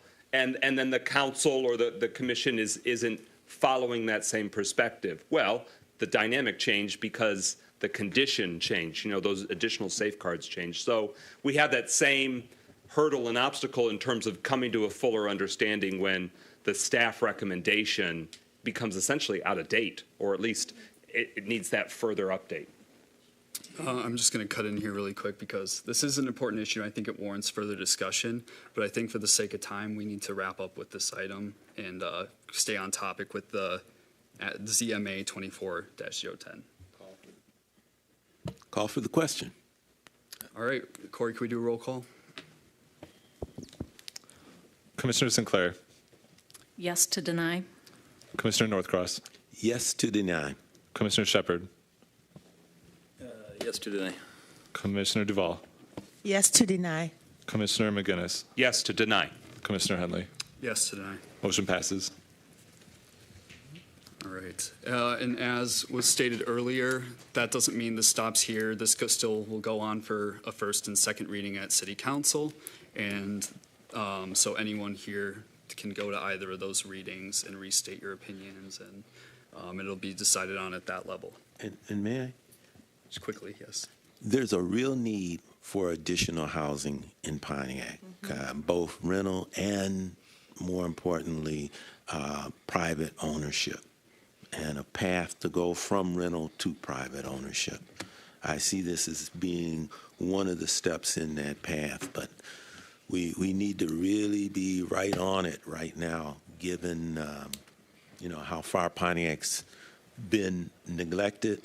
This could be a chance to really bring it up, but we have to be very careful. So work with us, please. Residents, thank you for coming out. Thank you.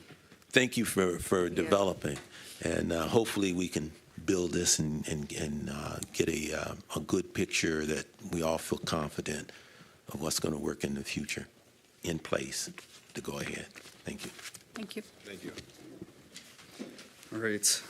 With that, we're going to move on to our next public hearing, and that is for SCP 24-017 at 673 Martin Luther King Jr. Boulevard. With that, we can have Corey give our staff presentation. Just going to wait a second to let people clear out, and then. All right, so our second public hearing for the night is SCP 24-012. This is a special exception request for a rehabilitation center at 673 Martin Luther King Jr. Boulevard. So to provide clarity on some of the terminology that we're using, our ordinance allows for rehabilitation centers. It defines them as a type of community service facility. So that's why the notice that went out and most of the language used tonight is in reference to community service facilities, but we are discussing a rehabilitation center for substance use. The applicant is seeking approval. Oh, sorry, that was the wrong text. Staff is recommending approval with 3 conditions. All right, so the applicant is proposing to utilize the existing facility for treating substance use disorders, particularly opioid addiction. The program includes medication-assisted treatment, counseling, case management, peer support, urine drug screening, and telehealth services. Patients will be accessing the building for their scheduled appointments. It is unclear what the hours of operations will be, but their website indicates the hours will be Monday through Saturday, 6 a.m. to 1 p.m. The applicant can speak to this further.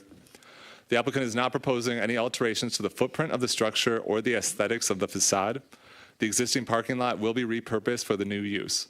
Per zoning ordinance requirements, they will be required to provide a Type A buffer along the entire extent of the rear property line to provide a buffer from the adjacent single-family homes. So this gives you an idea of what the property looks like as it, I believe this photo was taken in 21. It's from Google Street View. The footprint of the building is 6,196 square feet with parking to the west. The previous use of the site appears to have been a children's medical clinic. The site is legally conforming regarding building dimensions, lot size, and frontage requirements. However, there will be some additional vegetative buffering required as part of site plan review. The reason the existing buffering is not grandfathered is because the introduction of a special or a special exception use, then any requirements pertaining to that new use have to be met, and one of those is a buffer. This gives you an idea of where the property sits. We have MLK right here, North Perry Street. This is the strip complex it is a part of. Directly to the rear, there are many single-family homes located here. The parking is actually on the adjacent parcel right here. Our ordinance does permit parking to be on an adjacent parcel. Here is where the property sits within our zoning map. So you can see most of the properties are zone C1. Then you have C3, which is that more intense commercial use across the street. R2 duplex, 1 and 2 family homes. This lighter yellow color, that's R1 single family. All right. So this is the site plan. There may be some question as to why site plan review is required. It is because the ordinance requires a separate site plan approval every time a special exception is brought before the Planning Commission. So the applicant was asked to bring forth a site plan, even though they're not proposing any changes to the site or the footprint of the building beyond those modifications that we'll discuss. But this is the existing site. Parking will be here to the south. The primary structure is located, this is the primary structure. The clinic will be located here. There's the dentist clinic back here. These are the other units in the strip complex. Parking calculations were conducted assuming that these two uses use this parking lot, while the other uses use these remaining parking lots, or sorry, these remaining parking spaces. What else? The buffering, so there is trees proposed here and here. One of the conditions you'll see is that we're asking that that be connected with trees back here. I think that's about it. So the standards for special exception approval have not changed. So I'm just including this slide for your reference if you would like to come back to them. They're the same 7 that you always use when referencing special exception uses. Fancy looking slideshow with that little feature. Thank you. Cool. The facade, okay, so the facade as seen above is not proposed to be altered. Due to the prominent frontage along Martin Luther King, staff believes it is appropriate for the Planning Commission to consider some conditions of approval to improve the facade, such as requiring an awning similar to as seen elsewhere. It's kind of hard to see from this photo, but there is a more attractive awning over here where their primary entrance is. Maybe something nice here. Provide a window or a faux window to address the complete lack of transparency. Our ordinance actually requires, if it was a new build, they would be required 40% windows on this facade. We have 0. We're just asking for somewhere in between. And the utility meter in the front yard shall be screened in some way. View from with 3-foot high screening fence or landscaping bushes would be fine. Just something to make this facade along our corridor more attractive. In terms of analysis, according to the 2014 master plan, the subject site is located in a district that is intended for neighborhood commercial. This is a category to allow for residences and those goods and service providers that support the neighborhood, including live work, commercial, retail, office, mixed use, schools, and healthcare. For this reason, the proposed special exception is harmonious with the city's master plan. The proposed use is consistent with the character of the area, which already has a handful of medical and community uses. The previous use of the site was as a medical clinic. The proposal is to utilize the existing building. No exterior building alterations are proposed. Martin Luther King Jr. Boulevard is a type A street that can accommodate the proposed use. The proposed use does not involve hazardous substances and does not pose a risk of negative off-site impacts. The proposed use provides a much-needed service in the community by assisting those with substance use disorders. The proposed use will not be a burden on essential public facilities and services. The site is accessible from Martin Luther King Jr. Boulevard and Perry Street. The site plans have been reviewed by the fire department and the city engineer to ensure the building and proposed use are appropriate for the location and will not present a fire hazard or an undue burden on utility services. The proposed use will not generate negative external impacts in excess of what the previous use generated. There will not be any more noise, glare, emissions, or odors than is typical of a commercial corridor. The structure will be readily accessible to police and fire protection.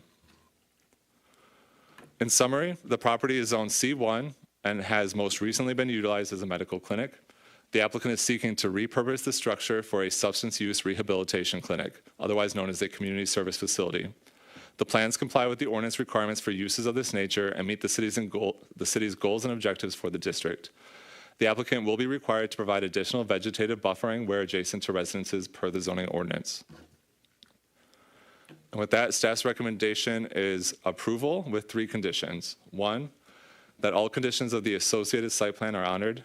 2, a type A buffer will be provided where the property is adjacent to residentially zoned or used land.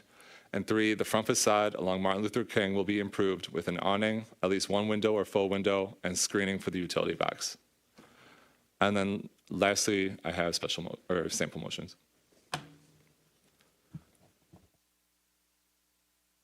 Thank you, Corey. At this time, do any of my fellow commissioners have any questions for staff? I'll wait to hear from the applicants. All right. Looks like we don't have. Oh, okay. A quick question, and maybe this is a legal question, I don't know, but are we here to approve the use? Or? Yes. Yes. So first, the public hearing is for the use specifically, and then site plan is a separate discussion. Okay, thank you. And it'll be directly after this case, yes. All All right, I think we are all good with that. At this point, do our applicants have anything they'd like to add to staff's presentation? Good evening, everybody. We're bringing a much-needed service that's needed in this community. Our goal is not just to address the addiction, but we're also providing community outreach and recovery. We're the first to install first free Narcan boxes, actually in our area. We have few on South Johnson, and we have now one on MLK that's readily available to the community. Other than that, our goal is to educate new moms where babies born with neonatal syndrome. Other than that, our biggest focus is resources, making sure people have a livable, suitable situation where they can live with their families. If they are willing to work through the recovery, we will help them with skilled trade jobs so they can get into the network and they're able to hold and sustain the jobs and with these programs, helping with resources, resumes, SSI, STI, transportation, and anything you can think of.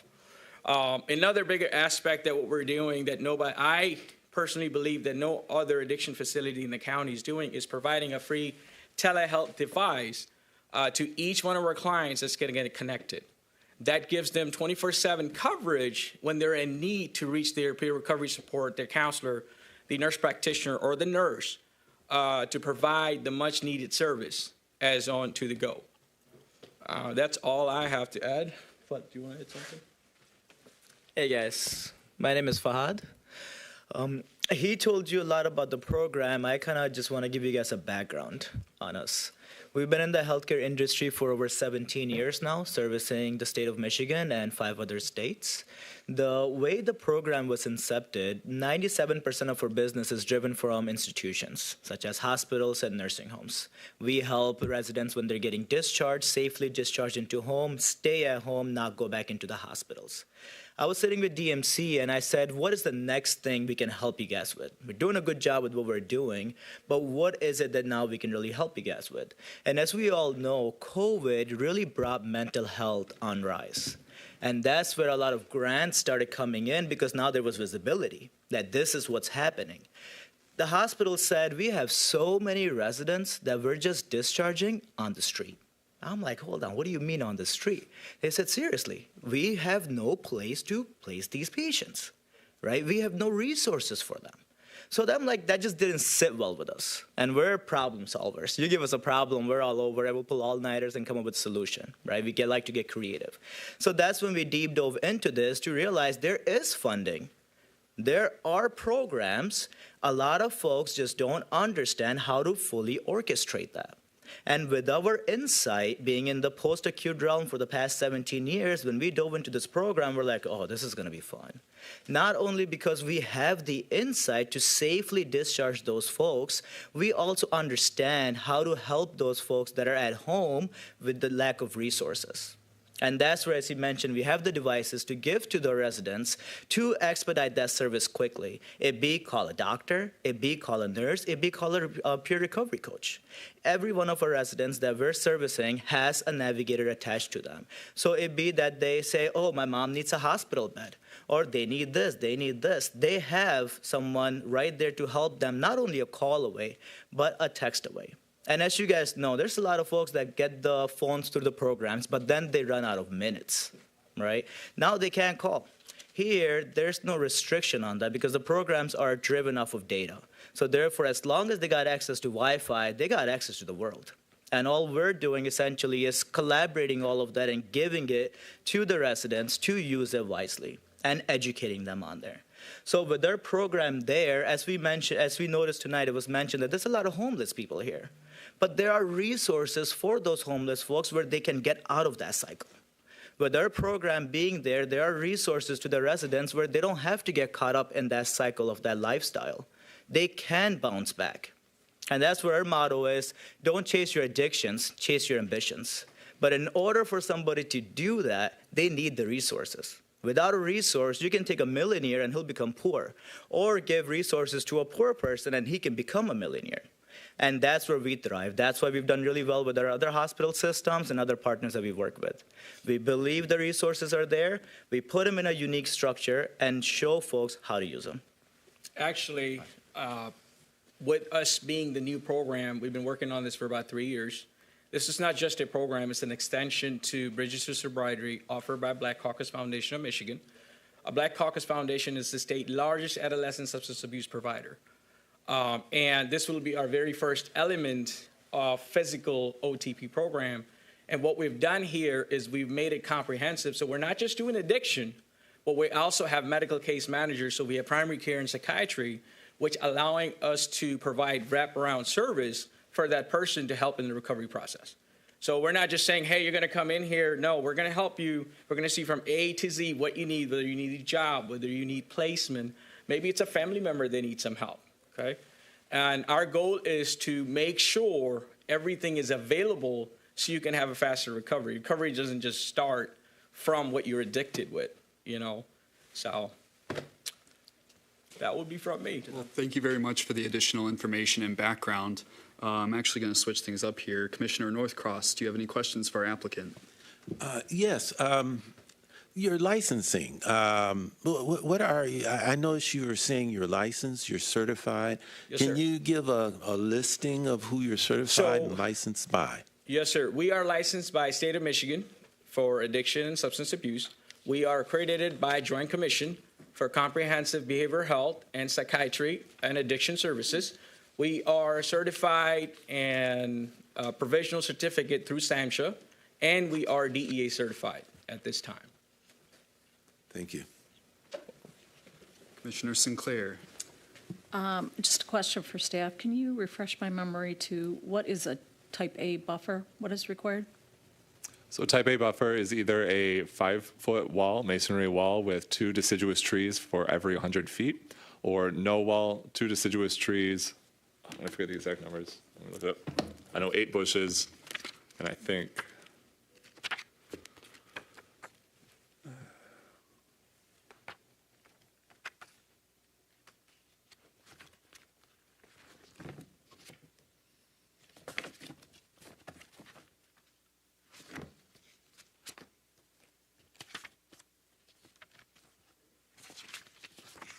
Actually, while you're looking for that, I'm going to ask the applicant a question.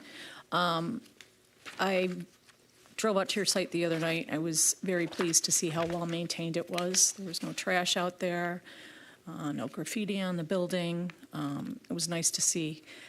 The 6-foot high fence that you have in the back, does the asphalt go right up to that? I believe so. Eddie, you want to come up here, please? Yeah. So I'm wondering, Corey, if the asphalt from the parking lot goes right up to this 6-foot high privacy fence that they have, how are they going to comply with a type A buffer requirement?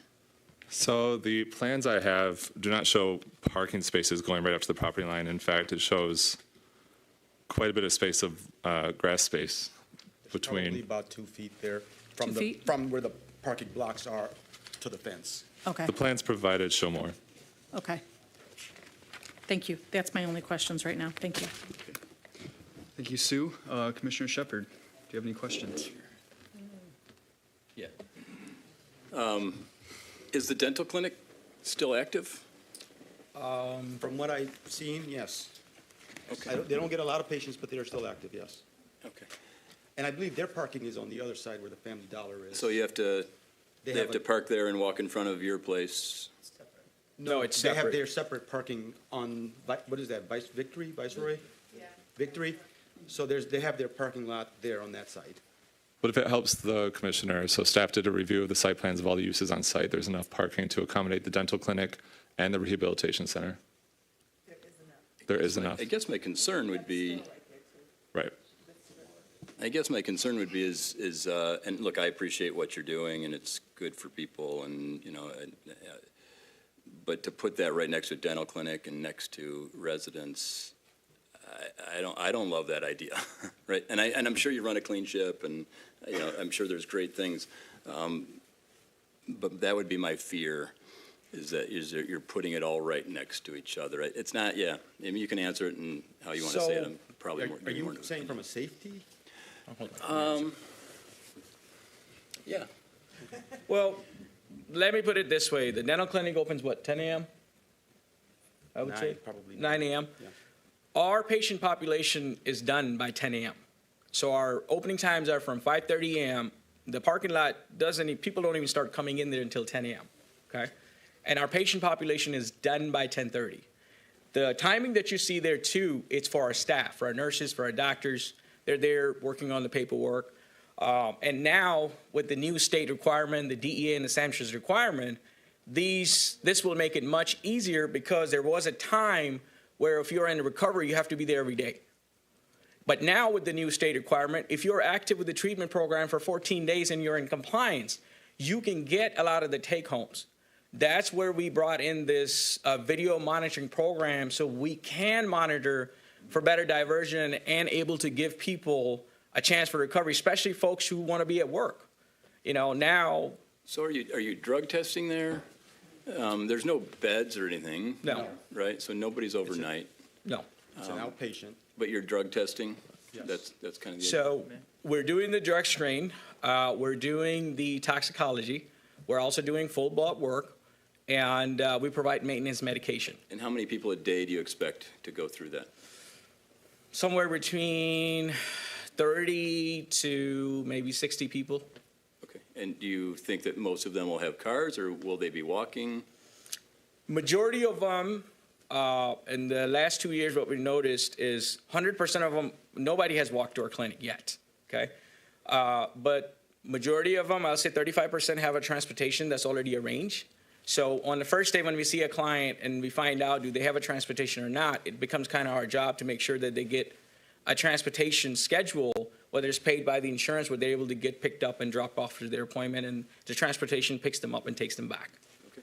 All right. No further questions. Thank you, though. Appreciate it. Thank you. Commissioner So, McGinnis? Commissioner Tim, when we were getting into this business, right, it was fresh, it was new for us, dealing with this clientele, and we had the same concerns. Like, man, what are we going to deal with, right? When we were interviewing security companies as to who should we hire, do I need the GIGOs, who do we need to make sure everybody is going to be safe? You have security on site? Yes. Yes. Okay. So that's one of the requirements. Yes. So the facility surveillance, there's a total of 29 cameras around the property and in the property. We're 24/7 watched. We are equipped with ADT alarm system, and we have an armed guard who stays outside in the shot and surveillancing until the property is empty. Is that being picked up by the microphone, everything he's saying?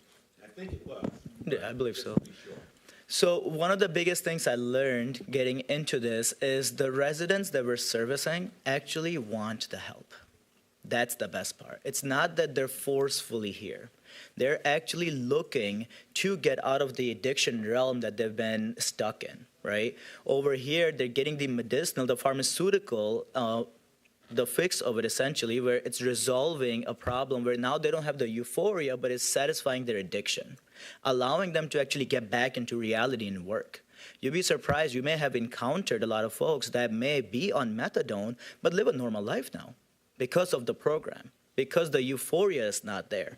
So that allows them to get back into the community. So we have so far not had one encounter or any issues where the resident may have been aggressive or anything of that sort where we felt like somebody may have been at danger. So you're giving them methadone, is that kind of the idea? Exactly, where they come in, they're getting dosed, and to the drug testing, they get the drug testing once a week, which is random because we want to make sure they're not taking additional substances. That's the whole purpose of it. If they are, that means they're not following the program, then there needs to be a consequence. And that's kind of where it comes down to, where everybody that's on the program is actually very compliant. And we're a MAT, so we're not just doing methadone. We're doing for alcohol, we're doing for nicotine, we're doing for other addiction stuff. So we're not just using methadone as a way for recovery. All right, thank you. Commissioner McGinnis? Thank you, Commissioner Sinclair, for asking, because that was my question about what the type A buffer meant. We want to make sure that those handful of households that abut the rear of your property, that they have a positive experience, that they have, a neighborhood and their backyards are secure, intact. There isn't.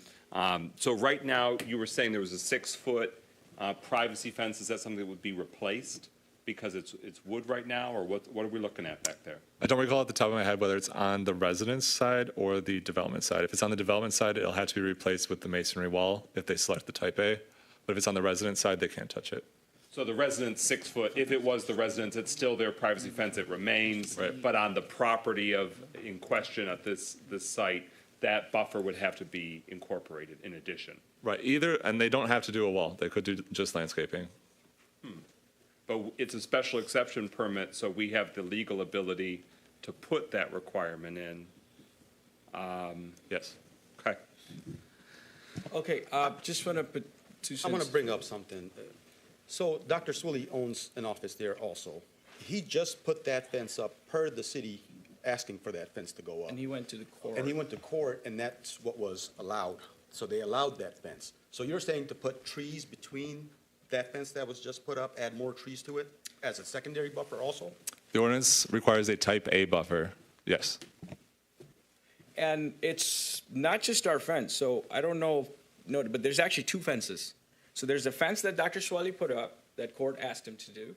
And then there is a green space area, which is the grassy area, then very big. And then another 6 to 8 feet between that. Yes, and then there is another fence. Then you got the backyards. Then you reach back to the house. Yeah. So there's Who actually owns 2 the fences. grassy knoll? Who owns the 6 to 8 foot between the 2 fences? That would be Dr. Swilly, I believe. Okay, well, that works to your advantage, because I think the type A buffer could be satisfied, be in between fence and fence. There could be additional landscaping put in, and it wouldn't impact your parking count and things like that. So that's helpful to know. I just want to flag, and this is probably already the case, and that's why it was taken to court and the repair had to be done. But your area's city council person is William Carrington. He's pro tem of the Pontiac City Council, and he's very diligent about making sure that properties are maintained, that there isn't encroachment in the residential neighborhoods. So keep maintaining that standard, or if that's the approach or the improvements that have been made, keep making those improvements. Otherwise, your neighbors and your city council person will be contacting code enforcement, contacting the different agencies to make sure that it is done right. So keep making those improvements, regardless of the decision here. Just keep making those improvements. It makes it better for your neighbors, better for you, and better for the city of Pontiac overall. That's the goal, sir. That's the goal. Got it. My final point I'll just say is that I know of other service providers in this realm, in our community and other communities. I know of Pontiac residents that have utilized those services. These are people that are our neighbors. They're working, so you might think, oh, they struggle with addiction, that you might have a certain mindset about what that means. But in fact, you might be interacting with their prospective customers and clients on a daily basis when you're shopping, when you're working, when you're at your own workplace. They are our neighbors. Thank you, Mike. Commissioner Duval. I welcome this. I think it's a great idea, and I especially like the fact that it's voluntary, because you don't have the same aggressions or issues. My question is, have you seen any resistance from the dental office or the neighboring stores or the strip mall or anything like that? Have you seen any? Have you had a chance to talk to your neighbors about what you're doing? Yes, I have. Actually, I started utilizing the markets there and the stores that are there, and they're all thrilled about it. The grocery store is fabulous. I love it. They got a lot of products I like. So. The grocery store, the people around there, the community around. Miss Maria is our peer recovery coach. We've actually started a program where we are not asking folks, hey, when you're going to come in here, we want people, our recovery coaches, to be out in the public, in the real life elements, knowing how they're doing. Go to the barbershop. And she has been speaking with the community members. I have. Hi, my name is Maria Carroll, and I am a resident here of the Pontiac area. I stay at 32 Stephen Court here in Pontiac. I am a bilingual recovery coach, and my passion is substance abuse and mental health because they go together.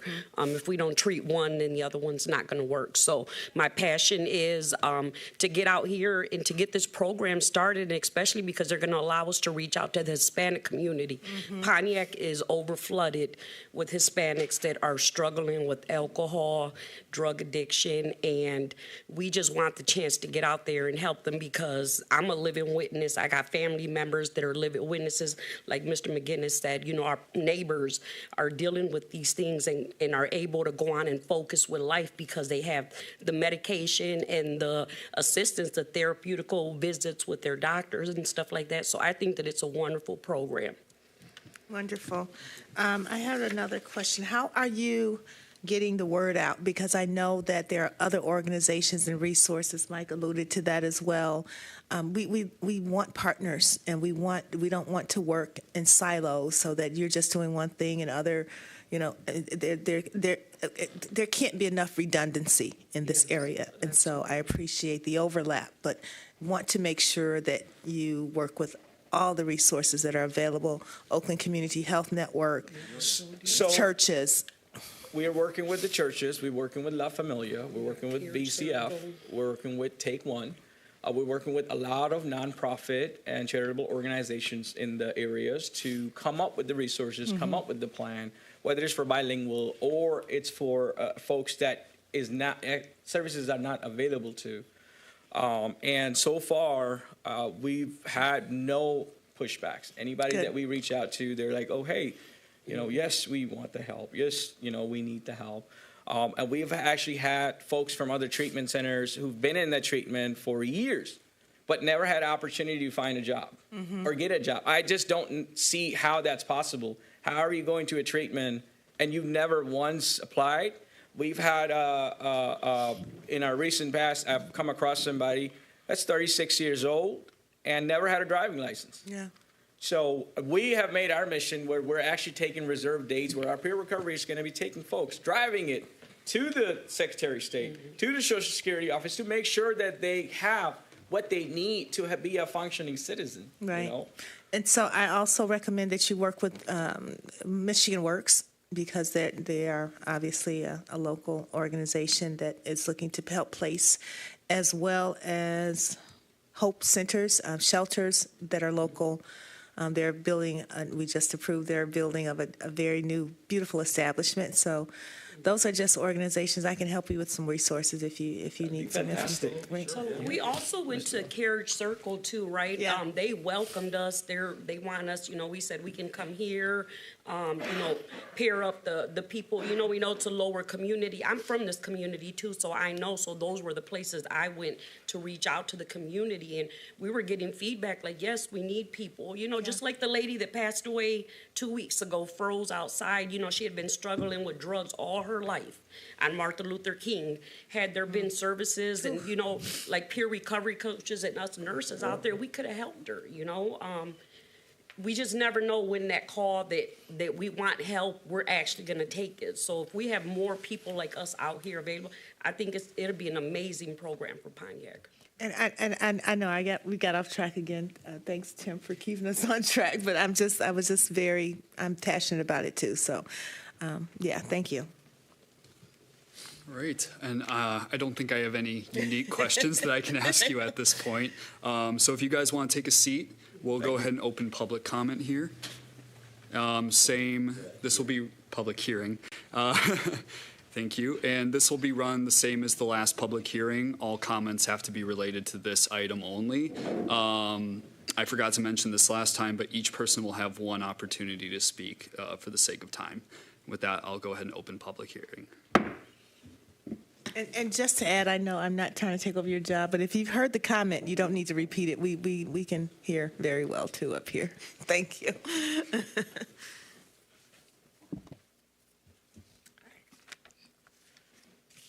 Good evening. My name is Robert Bass, President of Assistant District Council, located in District 1, but we're all over.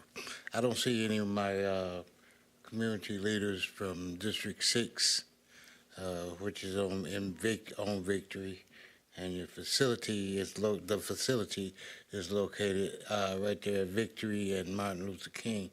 One of my first questions is the interaction between the residents in that immediate area.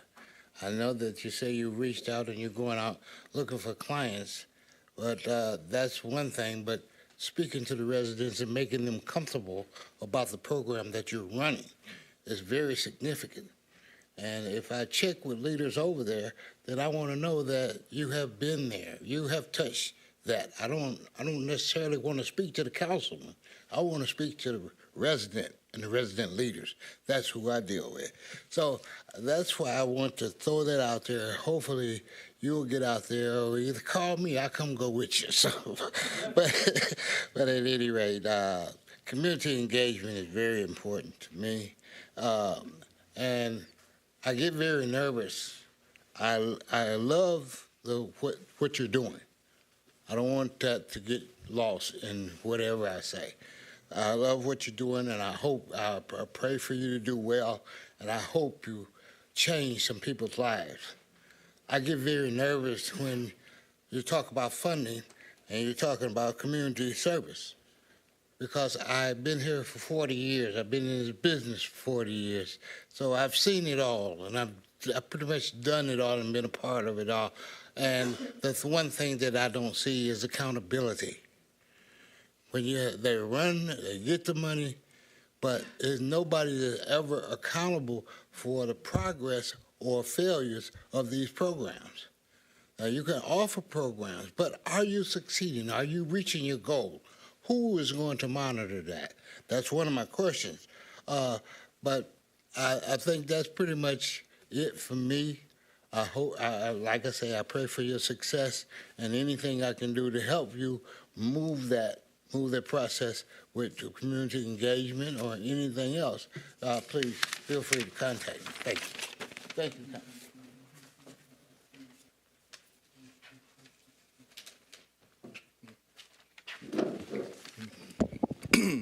you. Carlton Jones, Pontiac, Michigan, 1323 Oakland Drive. I really appreciate having that local person here being a part of this. I really appreciate that, and I can tell your passion for what you do and what you guys are servicing. I got a question, maybe Planning can, I need to understand, what is the special exception? What is, and you don't have to answer right now, what is the special exception that's needed for this? And what is the range that this services? Is this open to anybody in the state? Is it just the city, or is it to the county? What range do you service, and what is the capacity for servicing in this center? I think it's a beautiful thing that we need in the city of Pontiac, but I just need to understand why does it need a special exception and capacity and range. Thank you.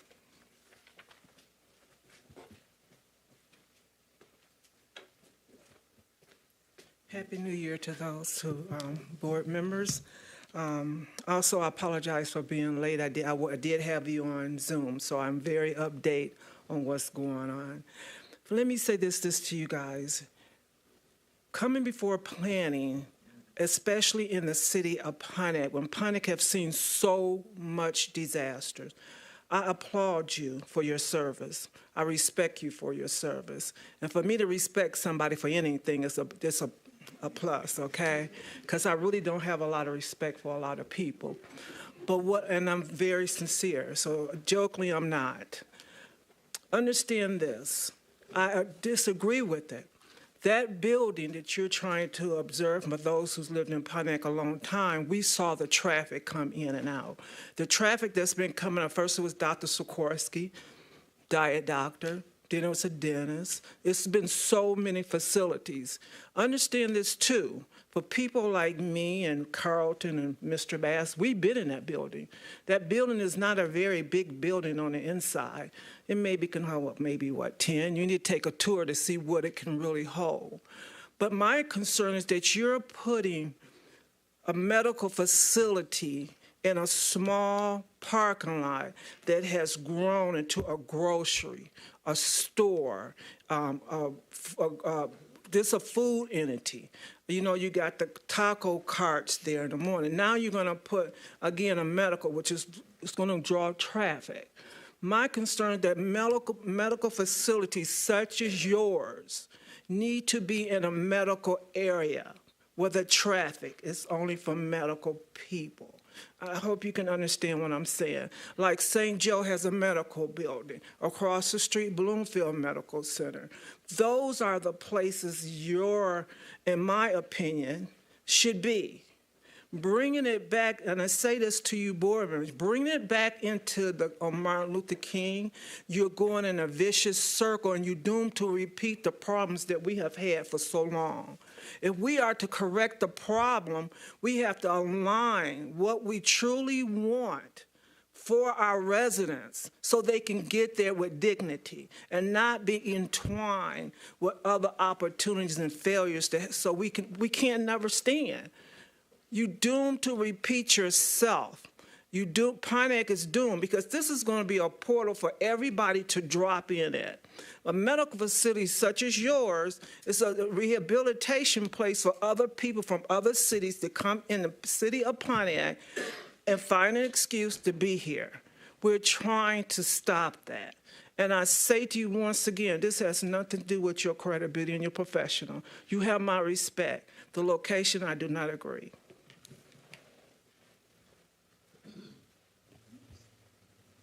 There'll be a final call for any public comments on this. With that, we'll close public hearing.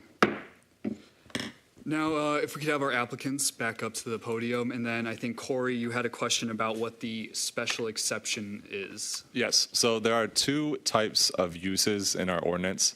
Those uses that are permitted by right, which means no public hearing is required. They might need a site plan or some other approval, but the use is permitted by right. Then there are other uses which may or may not have negative external impacts, things like gas stations, marijuana dispensaries. Those are classified as special exception uses, and we are required to invite the whole neighborhood in and hold a public hearing. And so that's why this is a special exception use. The ordinance lists community service facilities as a special exception in the C1 district.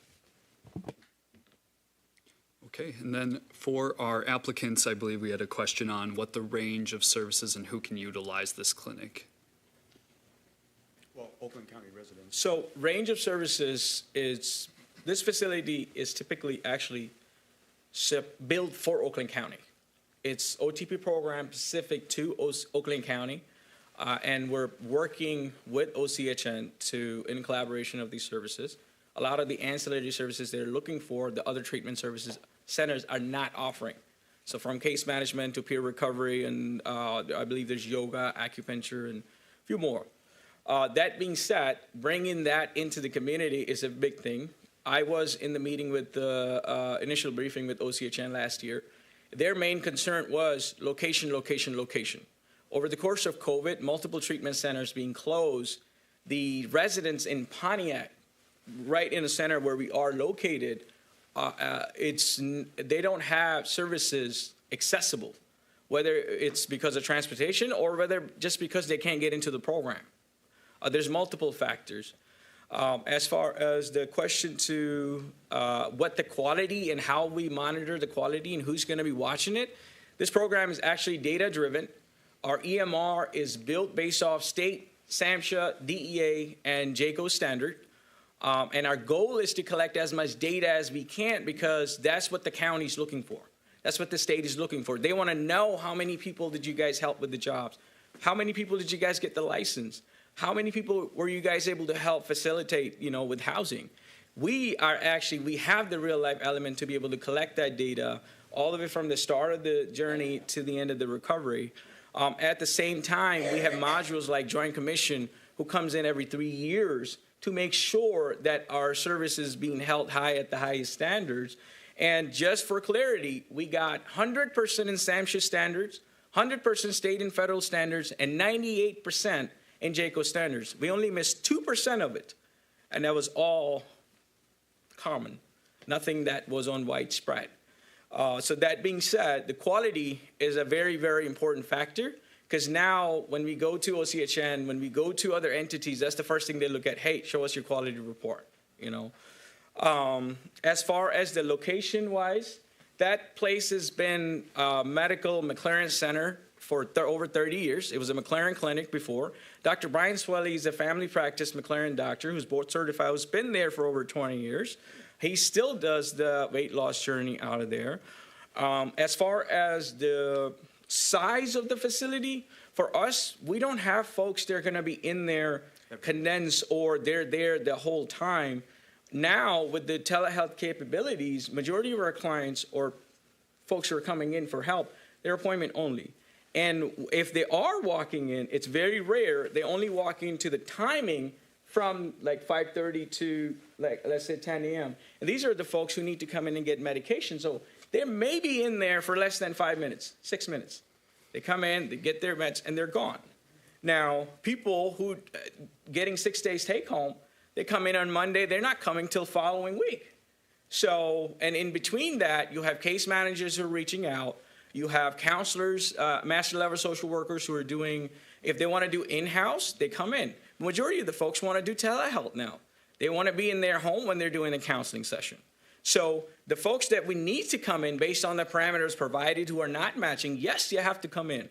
But so far, the logistics of the property, the way it's located, the flow, it works out great. And before we could go and just decide to put it in there, we had to send the layout to the state opioid authority.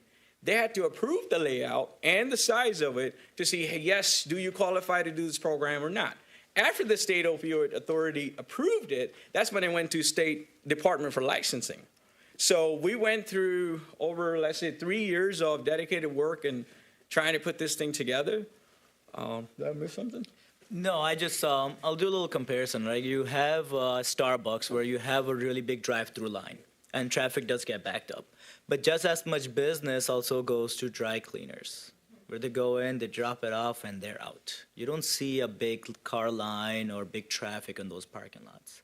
So that's how I would kind of look at it in comparison here, where it's not that you just have a lot of cars standing over there, a lot of folks there all day long and continuously coming in. That's a traffic you can't control.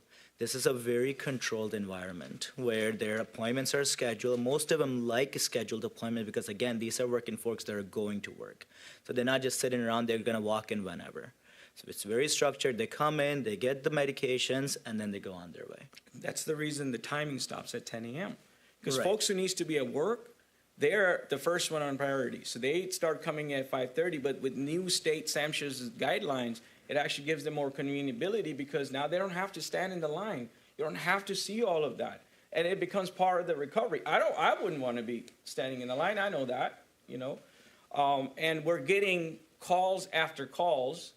I mean, we have a huge waiting list from the 3 or the 2 treatment centers we have because folks are not happy for the service and they want to come into what we have to offer. That was kind of the exciting part for me. When we started looking around and we walked in, I'm like, oh, this is, because we like to present with a specific standard. If you're coming in, you should feel good about being there. Right. Earlier today, we had a team meeting with our clinicians, and the entire time, we didn't talk about anything clinically. We talked about the energy, that when you're going into someone's house to treat them, you have to be happy. And if anyone in their team member has a problem, it be their credit history is bad, well, there's resources that can be resolved in. So it's not just even the residents that we're helping with. We have the same culture with our organization. How can we help you? And if we can help you have a better life, naturally you're going to have a better experience when you're dealing with our residents. So that's the energy of our organization.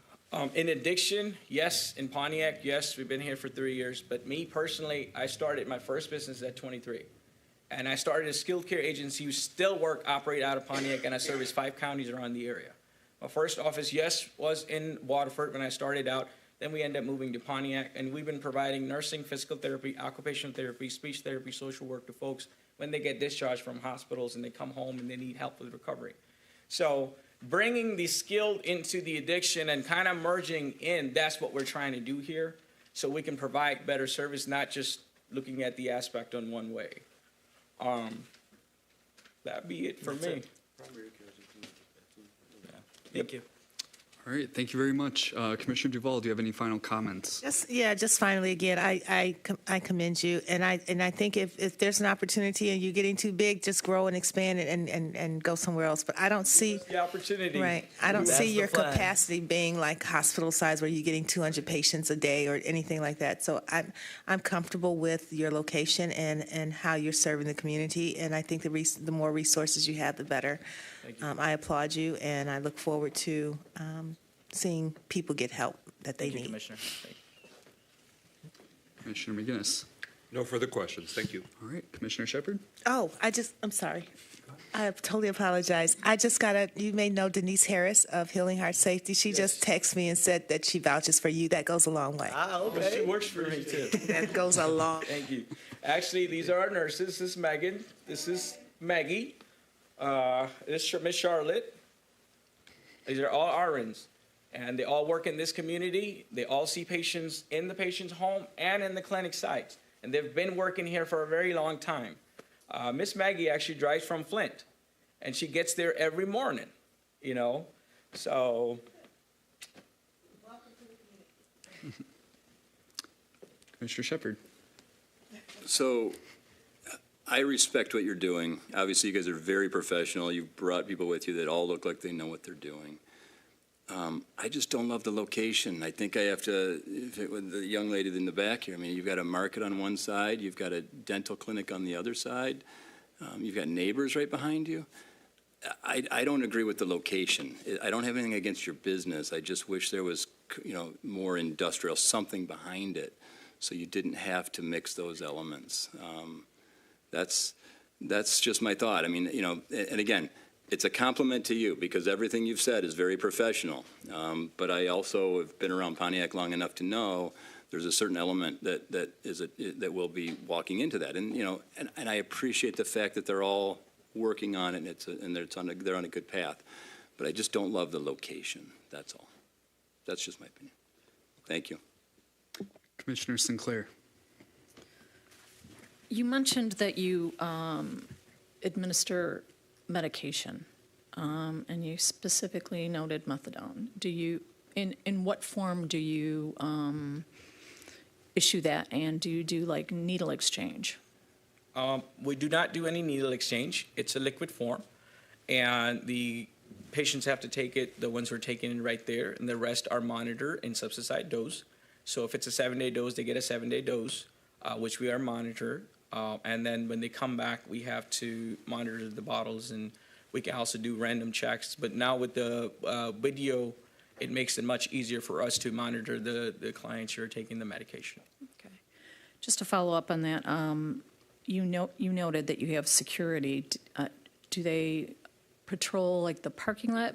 My concern is needles outside the building. So we don't have any thing to do with needles or overusing. If anything, yes, there could be needles for folks who are in addiction or recovery, but so far we have not. Our goal is to check the perimeter when we first get there. We have strict guidelines from State Opioid Authority and the DEA that when our clients are coming out, they have to leave the premises immediately. Our security makes sure that they exit out the parking lot, and if they are taking the take-homes, that those boxes are secure with the lock and key, and it's exported to their car from there, and then they leave the premises. Thank you. That answers my question. Thank you very much. Commissioner Northcross. Yes, thank you. Thank you. When I originally read this, I said, I thought this was a medical facility. We already have a medical facility, or already had a medical facility at that location, as well as the dentist office. And I guess now I understand that there's a medical facility operating just behind. But as I read a little further into the actual definitions, because you are doing this treatment program, you are listed as a community service operation? Community service facility, that's correct. Yeah, community service facility. And looking at that area, also the the amount of movement that's happening with that grocery store across the street, and I think there's a Dollar General across the street from that.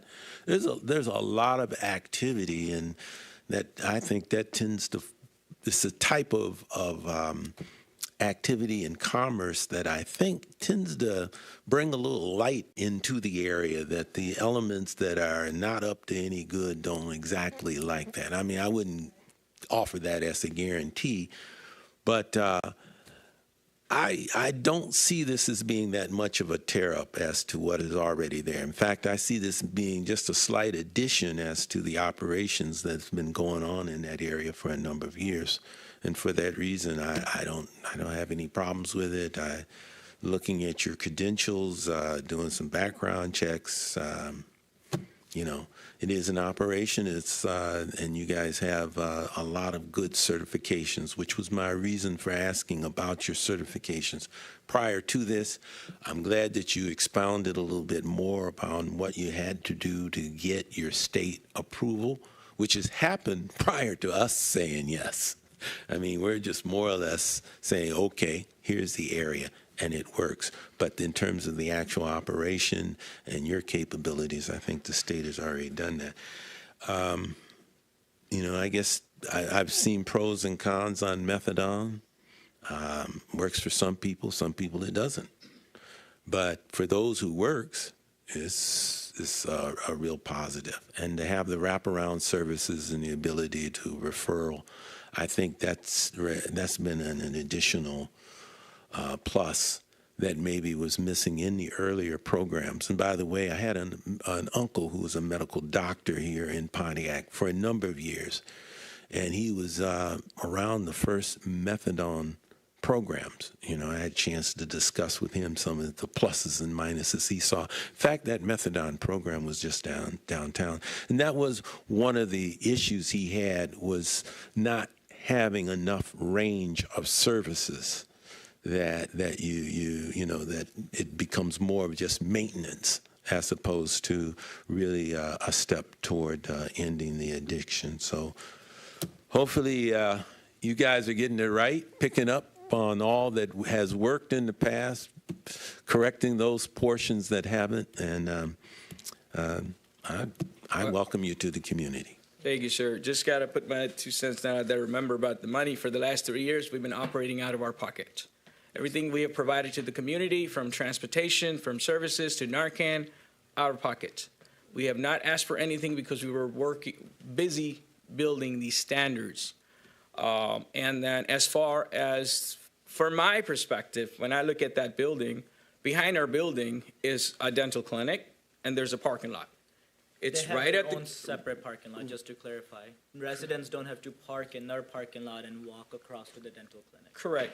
And we're right at the corner of the road where you got the main roads.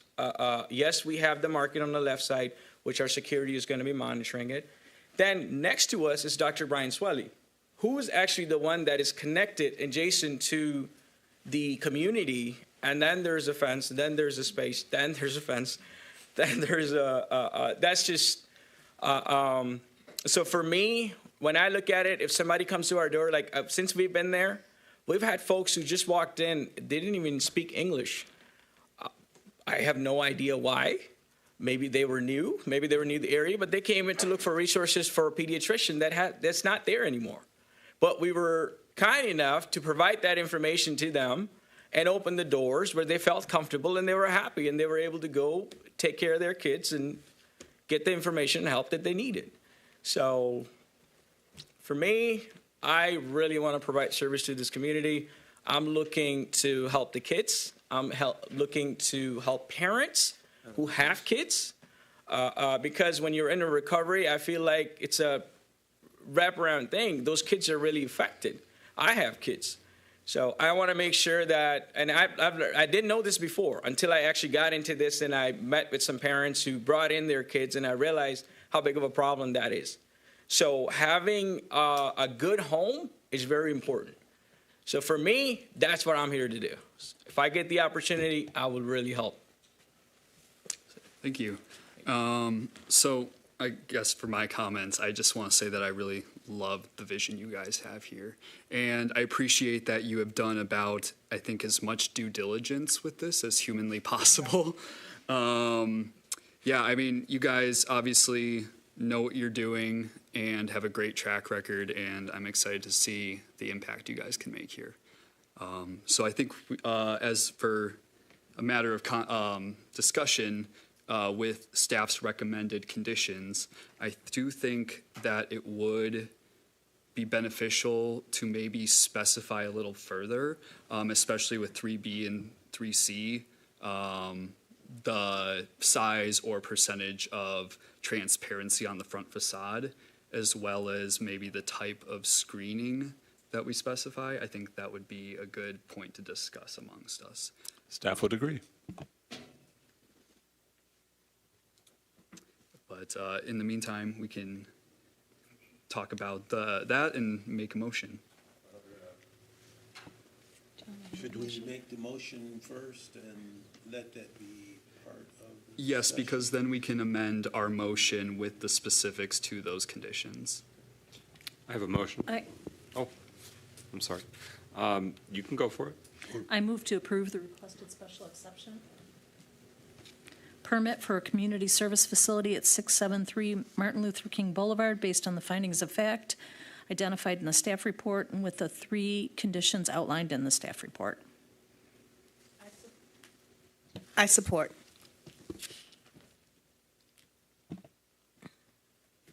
Roll call? Or Is there discussion? I don't Yes. I guess I can maybe kick things off with my own thoughts. Corey, would you mind just putting the conditions back up there? So for 3B, the standard for new construction is 40% transparency on just the front facade, correct? Just the front facade. Yeah, and obviously I think it doesn't make sense to hold them to the standard of new construction. But we also don't want one tiny little skylight towards the top of the wall there. I think my initial thought would be 25 or 30% transparency on that front wall. And, sorry, Corey, were you going to say something? Okay.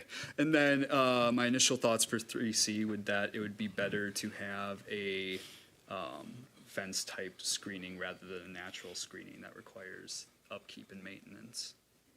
And if anyone has any other... Would it be helpful to have the facade up?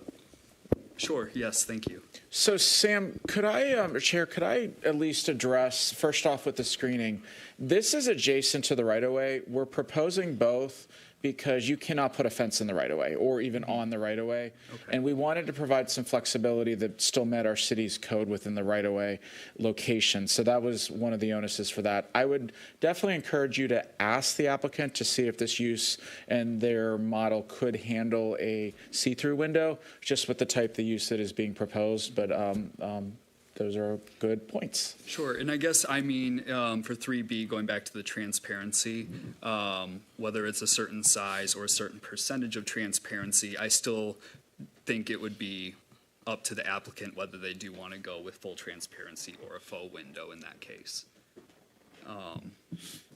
But I guess with regards to the type of screening for the utility box, does the applicant have any preference on type of screening to use? Fencing would be the best if we can do a fence around it. That'd be easy to do. Because there's concrete all there, it's the sidewalk and that. You really can't plant anything there. Okay. Yeah, Right. you really can't plant.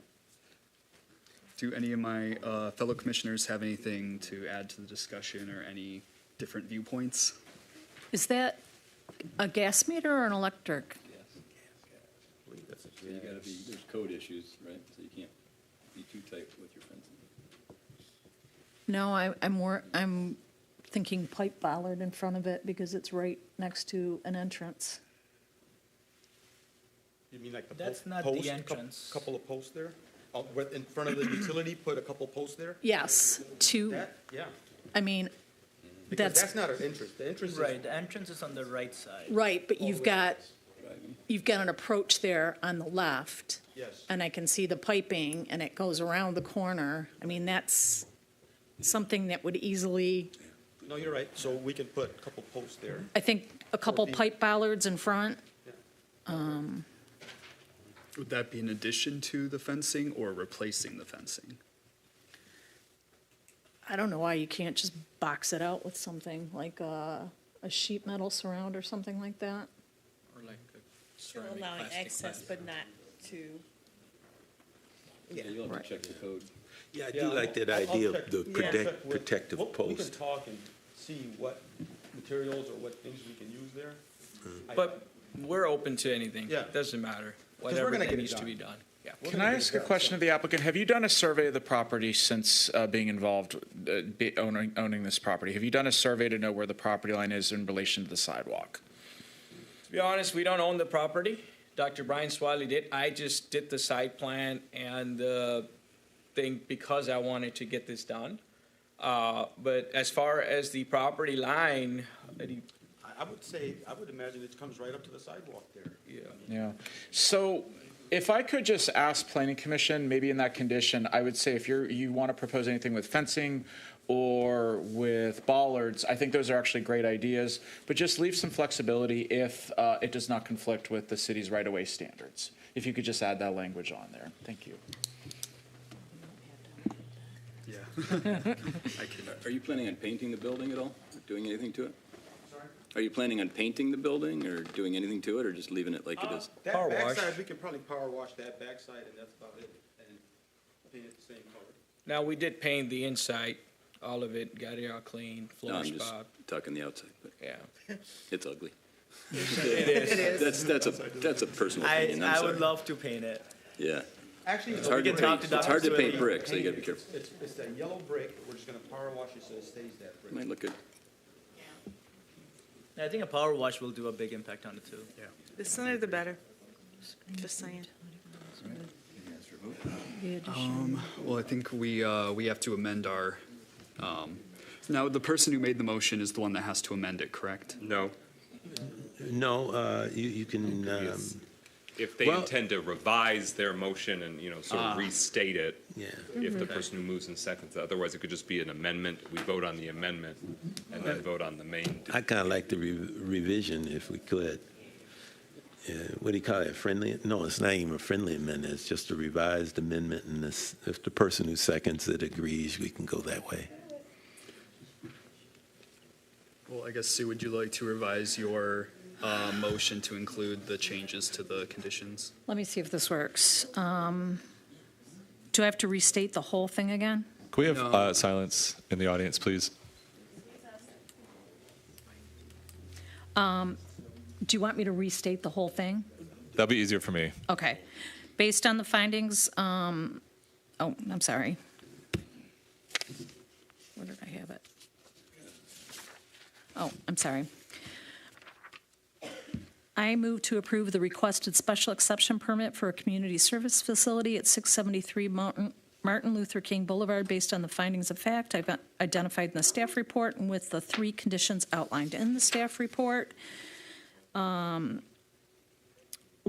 all conditions of the associated site plan must be honored. 2, a type A buffer will be provided where the property is adjacent to the residentially zoned or used land. 3, the front facade shall be improved with A, an awning, B, at least 1 window or faux window with 25% transparency. Sure. C, screening for the utility box with the addition of pipe bollards if in compliance with the city right-of-way ordinance.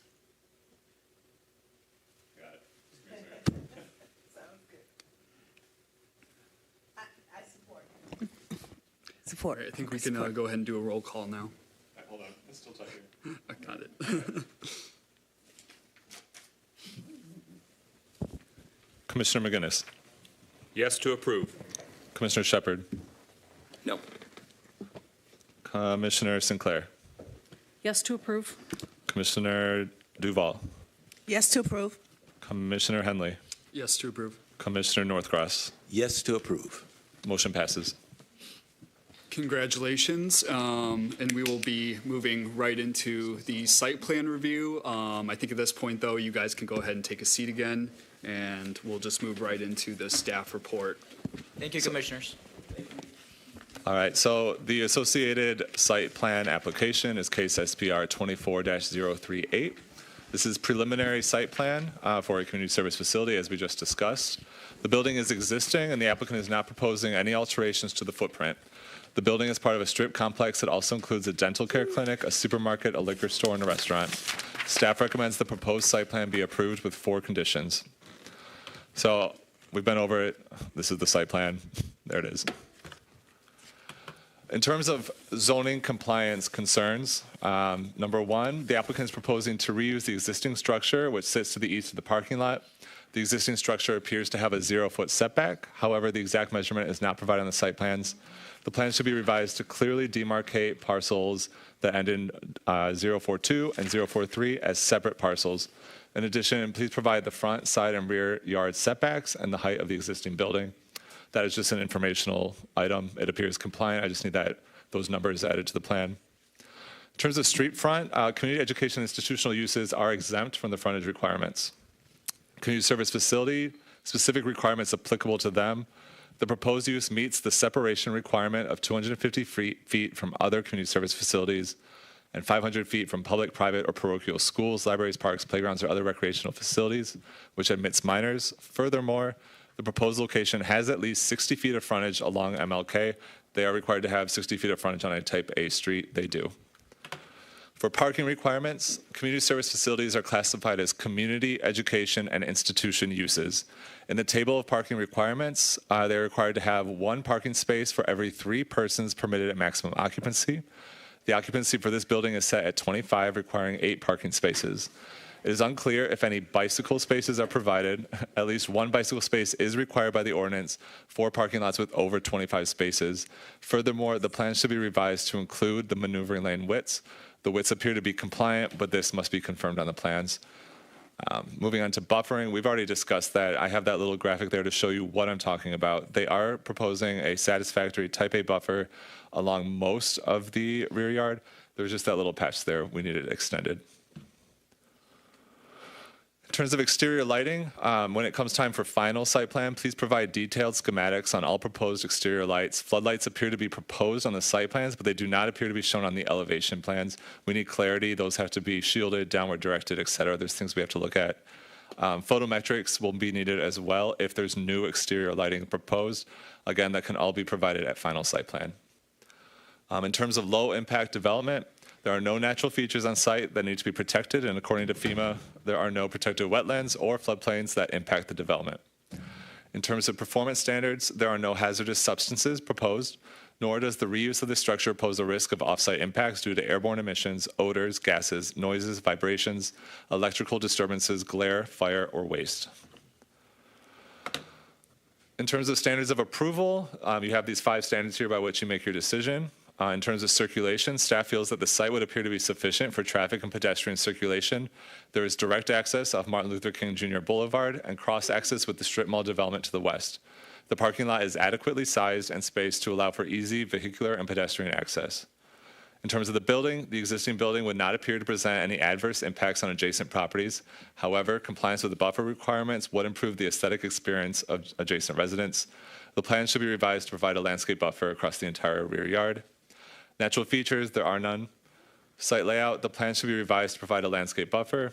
And lastly, compliance with the zoning ordinance.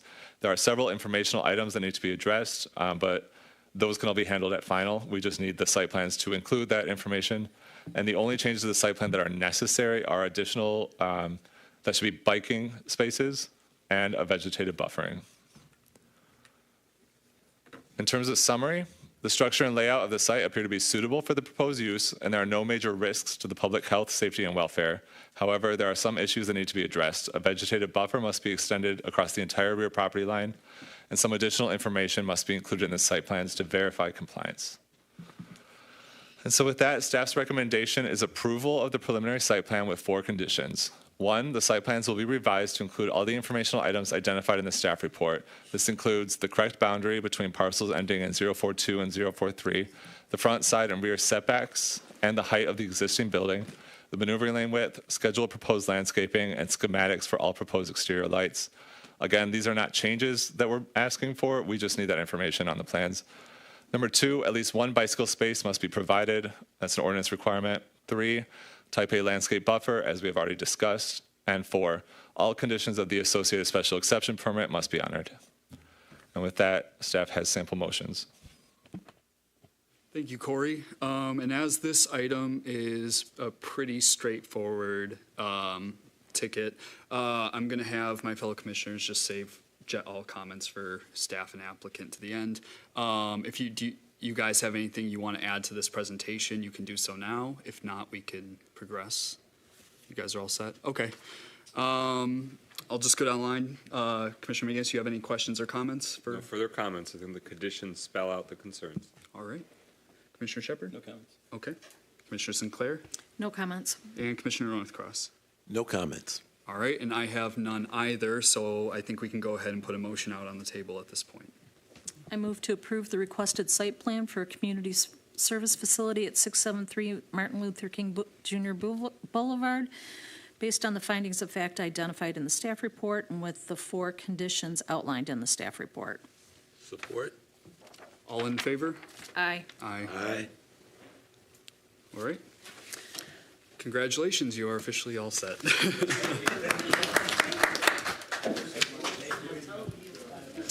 So give me a few days, and I will follow up with you guys.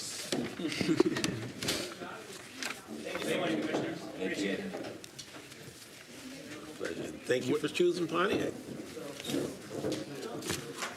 Wait a second here, let people clear out. Just for the record. Let's go. Continue. Okay. Are we doing? If I could have everyone just save their I know, right? discussions for out in the hallway.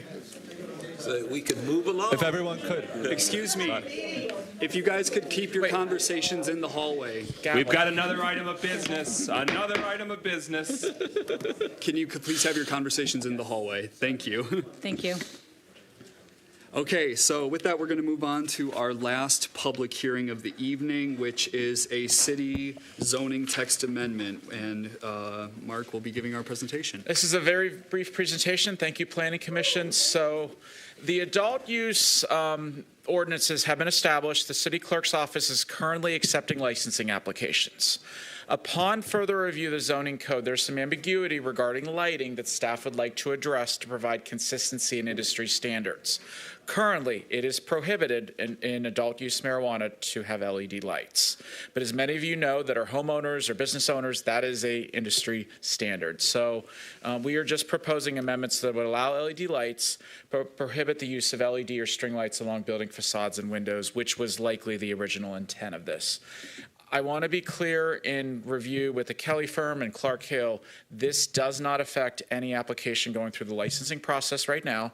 It's really a minor caveat of the site plan, would not be, does not hold up the process that's going forward.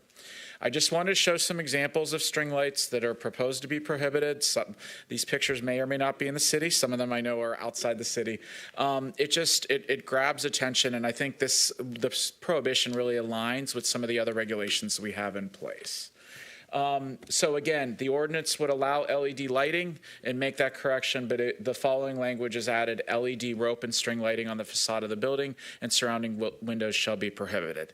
This language is repeated for each different type of adult use marijuana land use, such as consumption lounges and retail facilities and grow facilities and whatnot.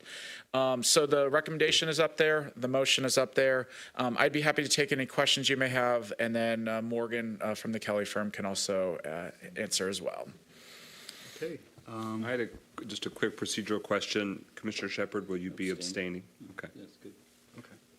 All right. Commissioner Northcross, do you have any questions for our attorney or Mr. Yandrick? Okay. Do we have to vote on the abstention of Mr. Shepard, or he can just abstain? Correct. Okay, He can just great. abstain. Okay. No, I have no other questions. Commissioner Sinclair. No questions. All right. Commissioner Shepard, do you have any questions? Oh, wait. Yeah. Strike that from the record. Commissioner McGinnis. No further questions. Commissioner Duval. I'm good, thank you. All right, and I'm all set as well. So we can have a motion. Nope, public hearing. All right. I'm going to go ahead and open the public hearing. It is the same procedure as the last two. All comments related must be on this topic. And with that, we'll open public hearing.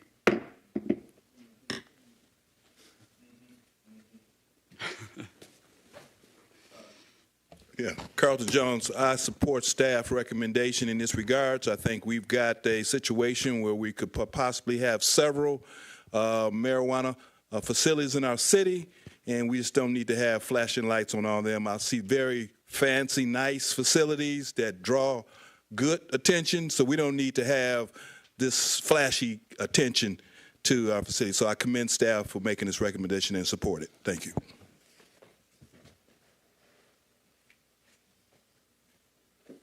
Final call for any comments? Okay, and I'll go ahead and close public hearing. And unless there are no further questions or comments, I think now we can go ahead with the motion. I move to approve the zoning text amendments as proposed. Support? All in favor? Aye. Aye. All opposed? All right, perfect. This is this is planned for the January 21st meeting for first reading at City Council. Okay, and that ends our public hearings, and next we have public comment. This will be run in the same way as the public hearings, except now you can actually speak on anything you would like. All right, with that, I'll open public comment.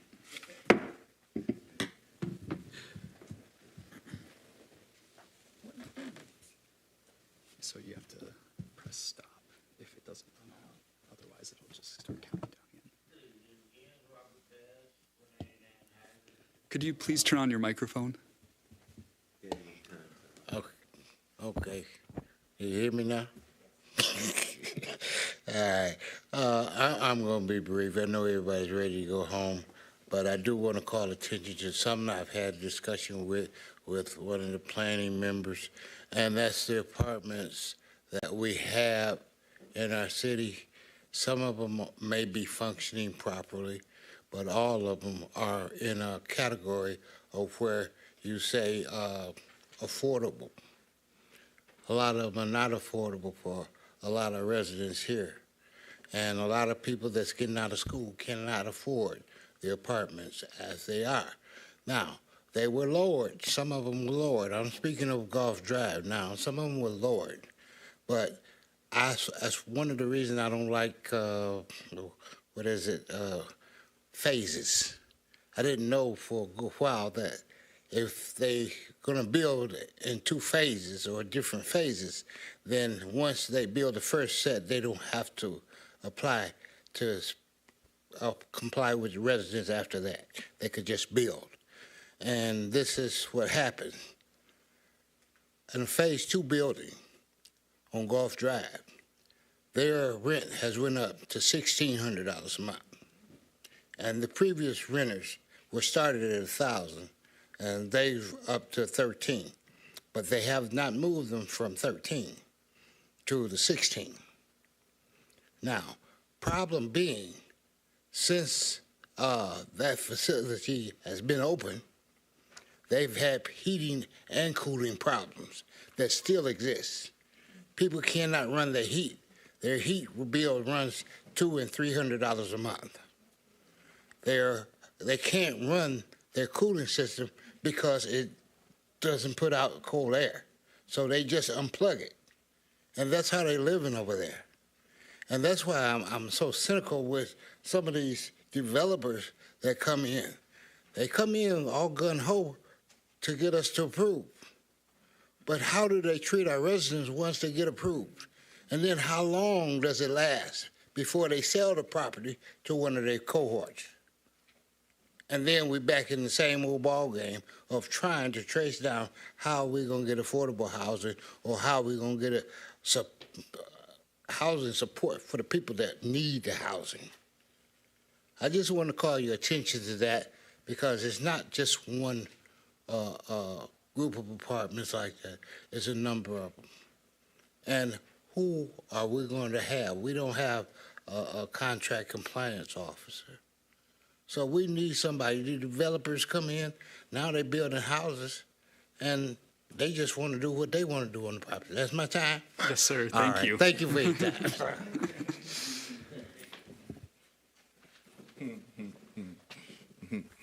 Thank you, Brother Bass. Carlton Jones.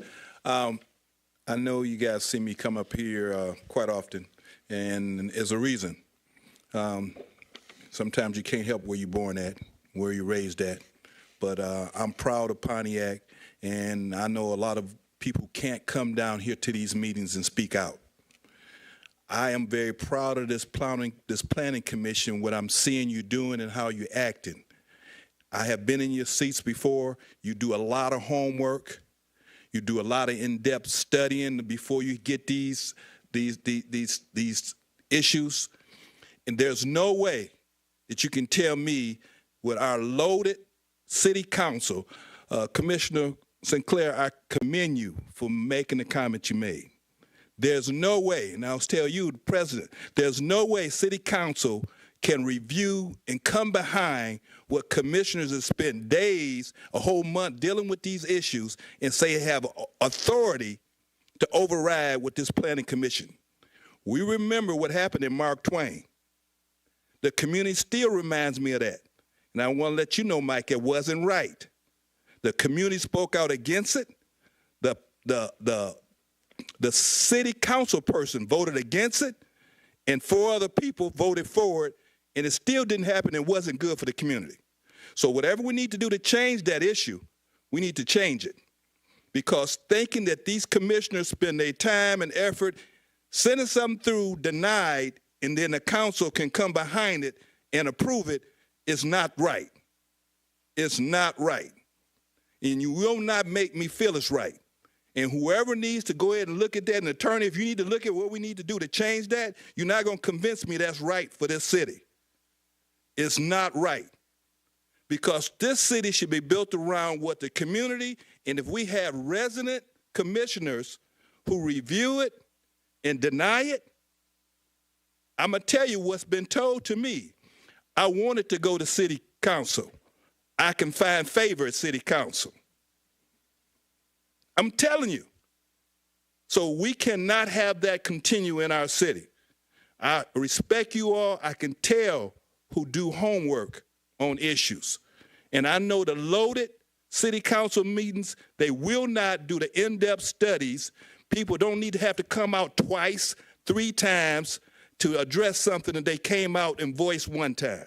So I just want to let you know that I do commend you for speaking up, and I hope the rest of y'all speak up, because as volunteering your time, it makes no sense for that to come back around and then be reversed. Not saying it will, but it has a chance, and I've seen it happen, and I wasn't pleased with it. So we need to change that. Other than that, everybody have a happy New Year's. Thank you.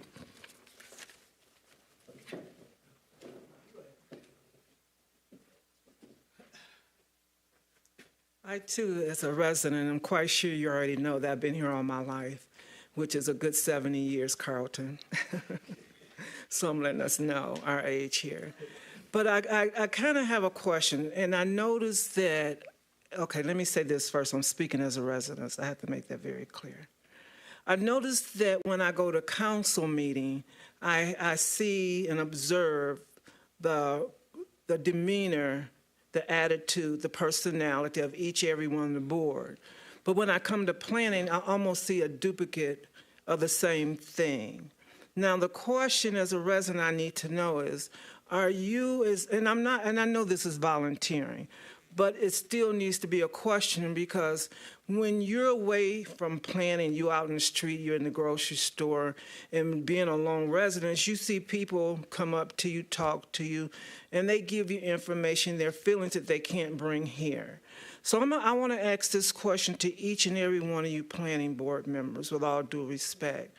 Are you here to watch Pontiac grow for better and the quality, or do you want quantity? It appears to me as a resident that quantity, and I can be wrong, but it only appears that you're more concerned about quantity than you are quality. You're only concerned about keeping the demographics the same way that it's been for years and years, which means it doesn't appear that improvement up is in that direction. You're standing still, but just enhancing or bringing in the new of what's there.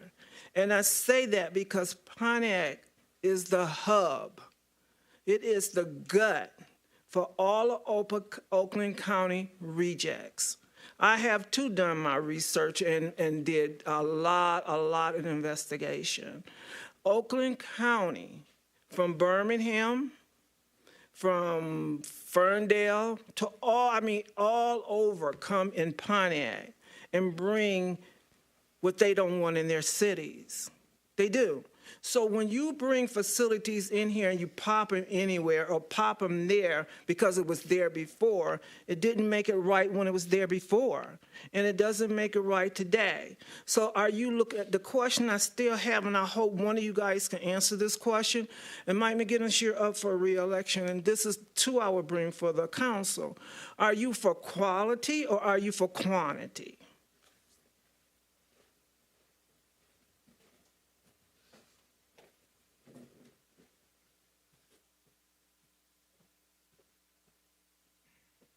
Good evening. I'm Rosalind Northcross. I live at 168 Astorwood.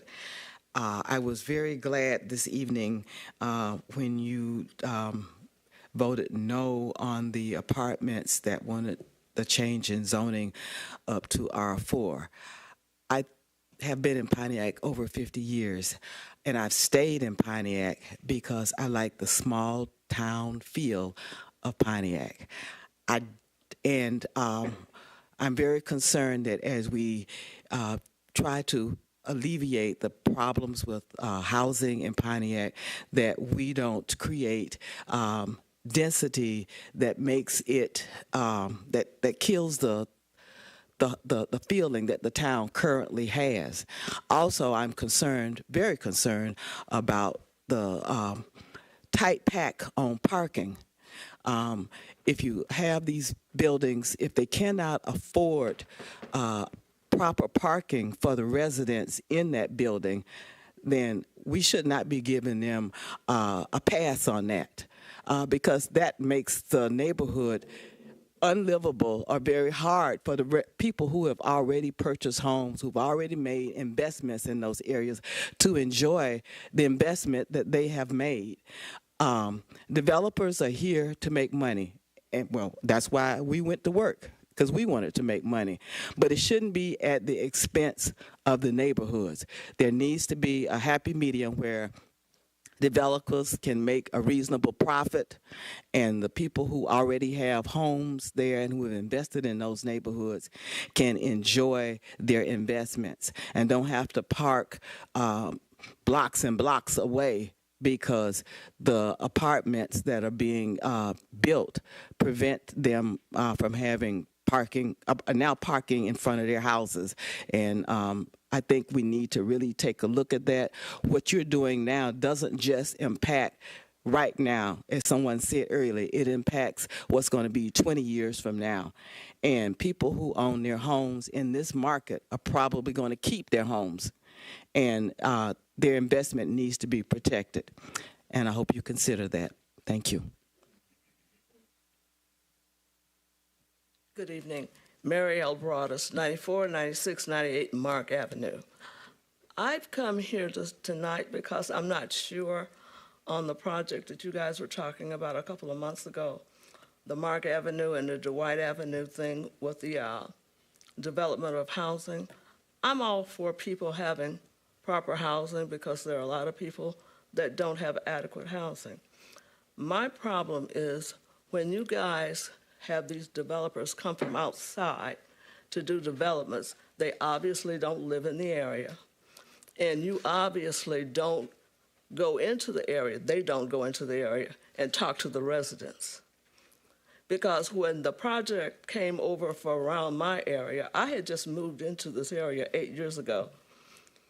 I've invested quite a bit of money and time into my home, and I really, really feel invaded when people from the outside come into small neighborhoods that are coming back alive and decide to put any and everything in the neighborhood. I think if you're going to do housing, you should do either senior housing, veterans housing, children, mothers with small children housing, but all this mixed housing, it does not work. And it sounds like when developers come in and suggest that, they're obviously just doing it for the money. My neighborhood is coming back alive, and it's a one-way street neighborhood. We can't have outside development of big projects in that neighborhood. It would ruin the neighborhood. I bought my house 8 years ago. I did not live in this community. I'm from the area, but I just moved into this community. I bought the home because I wanted to live there. I bought the home because it was a nice piece of property, and I got it for a decent price. I didn't expect to be pushed out of my home because something is coming in there that I don't approve of and the neighbors don't approve of. You want to put a parking facility in a small neighborhood that has a bunch of babies in it.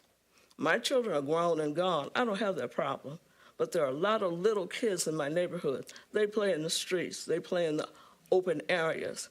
You can't bring major housing projects into closed neighborhoods and make it work. It doesn't work. Plus, I don't want to look out my window every morning and see a parking facility. That's just my prejudice, I'm being honest.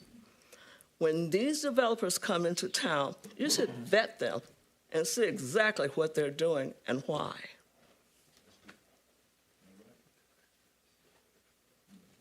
I believe that is everyone. Final call for comments. It's public comment, so you can go up and speak on whatever you'd like. We'll answer them after public comment, but yes. Please state your name and your address. My name is Mike Haddad. I've got a property on 461 Huron Street. And I just want to know from the Planning Commission why my rezoning was denied today. I think it was on the number 1 project or number 1 agenda item.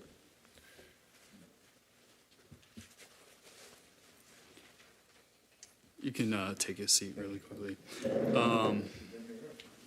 And with that, I am going to close public comment. At this point, would I say let's move on, and that item is off the agenda, and Mike, I'd be happy to speak with you after the meeting. So I just was wondering, like, why would the Planning Commission deny it? You know what I mean? So we will have minutes available next month, but I've also talked to the team after the meeting. But let's talk after the meeting if you have questions. Okay. Well, since 7A is no longer on the agenda for night, we're going to go to 8B, which is the site plan review at 94 Dwight for multifamily dwelling. And I thank you for your patience this evening. Corey, would you like to start with our presentation? Yes. So our last case for the night is SPR 24-039. This is a preliminary site plan for 94 Dwight Avenue. The commission is well acquainted with this property. It has been before you a few times in 2024 for a rezoning. They are requesting to renovate the structure into multifamily residential. The building is existing and the applicant is not proposing any alterations to the facade. Parking is provided to the north and to the east of the structure. Staff recommends the proposed site plan be approved with 10 conditions and the applicant's request to reduce the required 10-foot buffer yard to 5 feet and the required parking minimum to 30 spaces. So here is the site plan. This is the existing structure, which fronts along Dwight Avenue. Liberty Street is directly to the north. There is existing parking to the rear, to the side, technically, and to the rear here. Per the Planning Commission's rezoning of 95 Mark Avenue, City Council's rezoning, sorry. So this parcel is proposed to be combined with the subject parcel with more parking provided here. There's a dumpster back here. There's a rear entrance back here. Sorry, I'm so shaky. It's the caffeine. That is where the handicap accessible parking spaces will go. Let's see. There is some buffer trees and landscaping proposed, 3 in the front, some bushes to the rear. And then I don't have every floor plan for you tonight. It is in your packet, but I wanted to show you at least one to be representative of what to expect on the inside. So this is the first floor plan showing there's units at the corners. These are the larger units with 2 bedrooms. And then typical floors have 4 units in the middle. These have 1 bedroom. I believe one of them has a bedroom and a den, but they're in the center. Those are 1 bedrooms. On the side, those are 2 bedrooms. Here are renderings provided by the applicant. These were actually provided during the rezoning that you saw. So again, improved, cleaned up facade, landscaping, parking to the side, and protective fencing, yes. Just to be fair, Planning Commission may not have seen these documents. I know they were provided at some point along the process, but if you haven't seen them, these were presented to City Council. All right.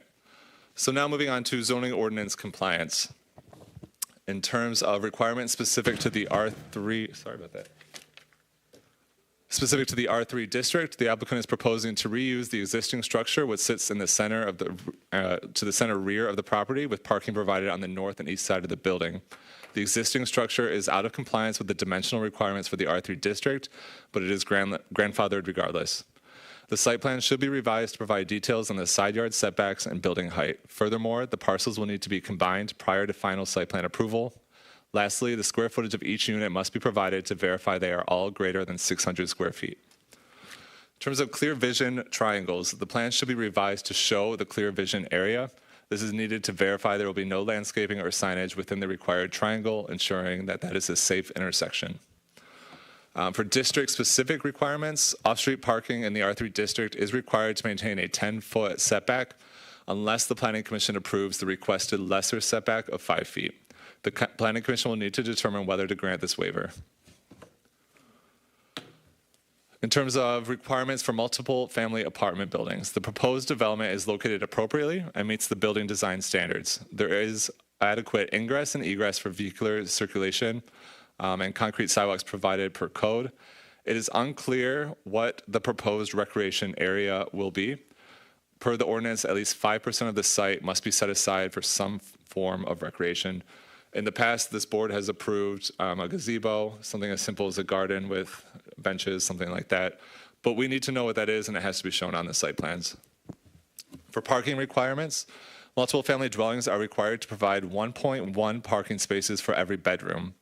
There are 45 proposed bedrooms necessitating 50 parking spaces. The applicant is proposing 30 parking spaces and is requesting a waiver of 20 spaces from this requirement. The Planning Commission will have to decide whether or not to grant this waiver. The applicant's other recourse would be ZBA. In terms of bicycle parking, parking lots with more than 25 spaces are required to provide bicycle parking. The plan should be revised to include at least 2 bicycle spaces. For striping, please show on the plans what color the parking lot will be striped in. We allow yellow or white.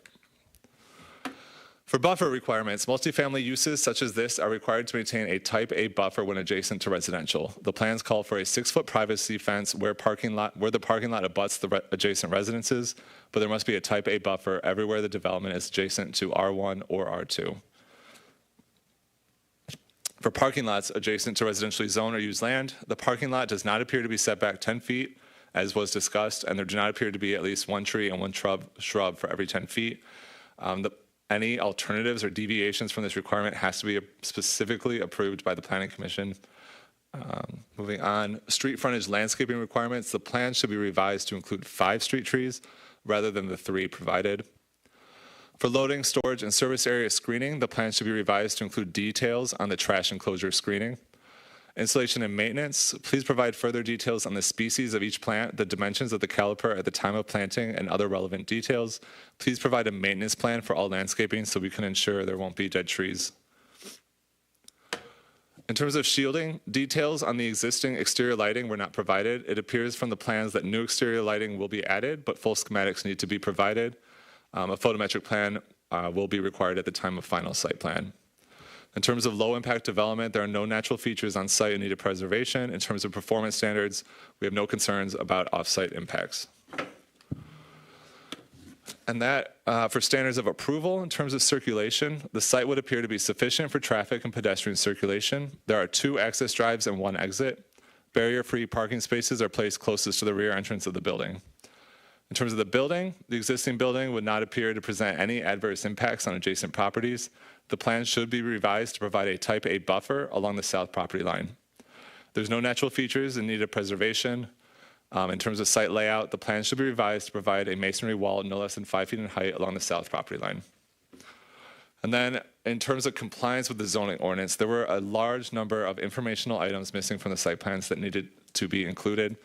That doesn't necessarily mean those are compliance issues, it's just information I need. So firstly, the plan should be updated with all that information called out in my staff report. But then there are zoning compliance concerns that will need to be addressed. This means changes to the site plan. These are all 3 parcels must be combined, a parking waiver must be secured, a parking lot setback waiver of 5 feet must be secured, at least 5% of the site must be reserved for recreation, at least 2 bicycle parking spaces must be added, a type A buffer must be provided along the south property line, 5 street trees must be provided rather than the 3, and photometrics must be provided at the time of final site plan. In summary, the structure and layout of the site appear to be suitable for the proposed use, and there are no major risks to the public health, safety, and welfare. The site is existing, and the applicant is seeking to reuse the structure for the same use it has historically been used for. However, there are some issues that need to be addressed. The parcels must be combined, waivers must be secured, recreation must be added to the site, and some additional revisions are necessary. So with that, staff recommends approval with 10 conditions.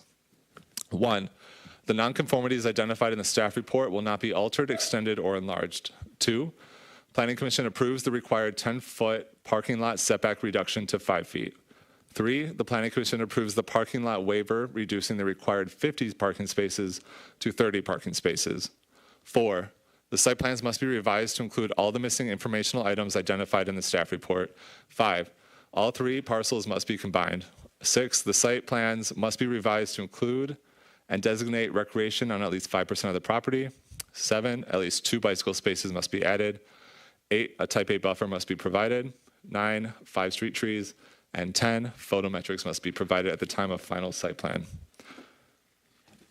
Thank you, Corey. I just wanted to add one caveat just to clear confusion. The applicant still has an option and does not own the property that's on Mark Street. But with a approval of the preliminary site plan, those proceedings will go forward. They will purchase the property. They'll be able to combine the lots. They'll be able to get final site plan. But I just wanted to clarify that because I know that's been brought up at previous meetings regarding this property.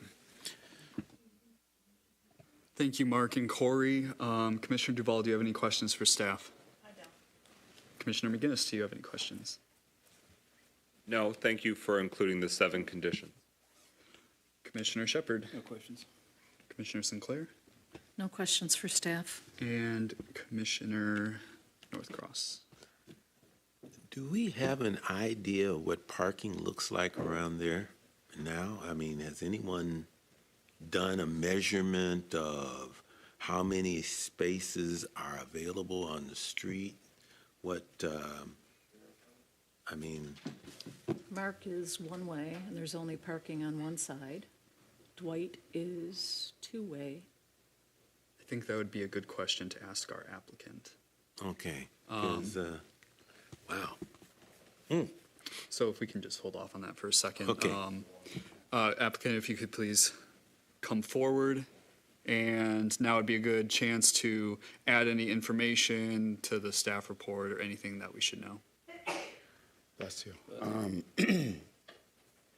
Excuse me. As far as the photometrics of it, so that one I have to have the architect revise it and send it over. We did have some outdoor like seating area, picnic tables and stuff like that. I don't know how it got, maybe it got mixed up when we sent it over, but we did have that on there. As far as the parking goes, we have the parking on the side plus the Mark Avenue and the back. And we don't anticipate a lot of, I don't know, from day one, I never thought we were going to need 50 spaces all the time, but again, it's more family driven, I think. So That's all I have. Okay, well, I think we'll go back down the line again. Any questions for our applicant, Commissioner Duval? I'm good, thank you. Okay, Commissioner McGinnis? None, thank you. Commissioner Shepard? I think we've done this enough times. I think I'm good. Commissioner Sinclair? It's always you. No, I'm just kidding. It is, and I know that you expect it. And honestly, your architect needs to be here. For me, it's easy. I can look at this and just see. I don't expect you to have that same ability. I have issues all over this. First of all, 90-degree parking, which is shown here, is the least efficient. Angled parking could possibly get you more spaces, okay? With respect to the Mark Street, there is a 5-foot setback variance requested on each side, so it's 2 times. You have the wall inset from your property line, so that it's kind of a maintenance issue for me. I would like to see it on the property line, because if you have your brick wall here and you've got a grass strip here and trees, you need to maintain that. And generally, it's just, it appears as though it is not your property. And that becomes a maintenance issue. And you have that in between the 2 on Mark as well as the alley.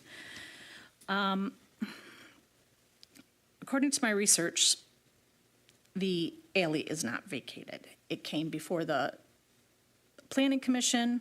It was not voted on. I believe the applicant didn't show up at that time. That's another issue. If you look at the lower level floor plan, not the first floor, but the lower level, I absolutely cannot say yes to the lower level floor plan. Corey, if you could bring that up on the screen. It's just first floor, is that a problem? Can you bring up the site plan? Yeah. It's hard to see here, but along the back, you have 2 bedrooms adjacent to the dumpsters. I would not want that. Not only that, you have a parking spot right adjacent to a bedroom. And then where you have your handicap spaces, you have 2 bedrooms there as well. On your sections, which your architect should have provided you, you're missing elevations. Those elevations, you can determine. Sorry, I know I'm a little. I thought we submitted our elevations. Yeah, we received them. I'm sorry. They should be in the packet. Okay, well, there's 7 feet in the basement, and I've said this before, that's not enough. Your handicapped accessible apartments would be on your lower level, which means there's really only one way out, and it's that ramp up towards the back. That's just, it's not safe, because the way the windows are, they're elevated and up over their head. So, and the lower level is self-created, which adds to your problem, because this complex didn't originally have those apartments in the basement. I understand you're trying to get as many as you can in there, but you're also asking for a significant parking waiver. And we can call something a den in a library and provide a closet to avoid it being called a bedroom, but it's a bedroom. We revised that and put them as bedrooms. Okay. This was going back 4 years ago when we were told to have it 1 bedroom and then 1 den and library. But we've since then switched it up, so it may have gotten mixed in there, but. Okay. To be clear, the revised plans you submitted still included 1 unit with a den. Okay, so there was a mistake in there, but they're all 2 bedrooms. Okay. The ones that are labeled 2 bedrooms. Only the 1 bedrooms are in the middle. The lower level has 2 that I'm just on the lower level right now. I'm looking at 2 that are marked as a den and a library. And with the number of bedrooms that you have on your site plan, it comes out to, I believe, You actually are required 55 parking spaces, so that would be a waiver of 35 and not, or I'm messing up my numbers. You need 55, you have 30, so it would be a waiver of 25. You can't park on Mark Street. The only parking that you have is on Dwight, and you can get about 7 there. We have also Liberty Street, since it's the corner. I don't think you can park on Liberty. I originally thought that as well, and I believe there's no parking signs on Liberty. So I haven't seen, but okay, yeah. the, and your elevations aren't showing the number of doors correctly, and you need lighting on the side, which is like 5 feet away from a house. It's not shown. Again, the elevation in the basement is not, I do not believe meets Michigan Building Code. So there is absolutely no way I can vote affirmatively on this. And again, I would love to see this done and done well. Me too. But this isn't well. And Okay. I really think that you need to go back to your architect and talk to him about this parking, because I laid out your parking. Well, I mean, I did talk to him about, for some reason with the Mark Street with the fence, he said that they couldn't put on the property line, that there was some sort of buffer for the fence in between. That's what he had, that was one thing. And then also angled parking on the side where Liberty Street is, because we only have one entrance and one exit, we cannot have angled parking because it would make it one way. So the traffic would have to flow out to Dwight, and that's right on the corner. And I do appreciate moving that entrance down, because the property owner on Liberty was concerned about headlights in her yard. Yeah. So I appreciate that. But I do think that there's a better parking layout. In fact, I know there's a better parking layout where you can get more parking spots. I laid it out on a computer based on data from this Oakland County. So at this point, nothing personal to you, sir. I appreciate your patience. I can't vote affirmatively on this. No problem. Again, though, we couldn't do angled parking because we don't want to have an exit out on Dwight. And we did have to pull our parking back where Mark is because of the alleyway. The only thing that we did gain was the distance between the back of Dwight and Mark going through. Commissioner Sinclair, if I could just add just a couple points to your points, just to help out in the dialogue. Number one, when you talk about the parking on the Mark Street property, they're only required 20 feet of width if it were to be parallel parking. So it would be 8 feet for the parking space and 12 feet for the drive aisle. And what they're providing in this plan is 12 feet of width and 16 feet. Like, it's almost in large spaces. I am in the opinion, while I've not seen a successful plan, I'm in the opinion that angled parking could be achieved here. I did want to also mention that I'm aware of the alleyway vacation process. This all occurred before Corey and I have been at the city, but as long as I've been here since day one, this has been vacated from Oakland County.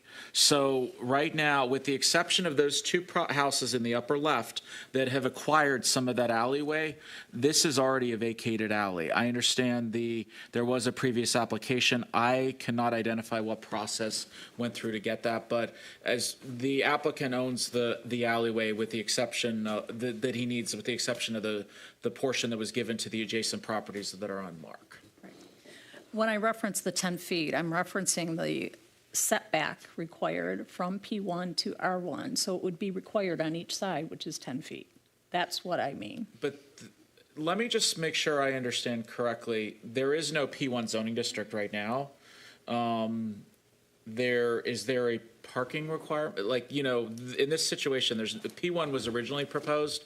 P1 is no longer a zoning district that's proposed. This is one property, one site, and it's zoned R3. I believe she's referencing the R3 parking lot setback requirements, Thank you. which is 10 feet. So it she is is 10 correct. feet. Okay, thank you. Thank you, Corey. And that's where the waiver is that correct? That's by the waiver. Yep. Commissioner Northcross, do you have any questions for our applicant? Well, I think I alluded to it earlier. Just what is the current parking situation what's the availability of parking on those 3 streets? Well, 2 streets, because Liberty is not available. If it's not available, it would only be parking on Dwight if we were going to do street parking. I thought Liberty was also, we were able to park on Liberty.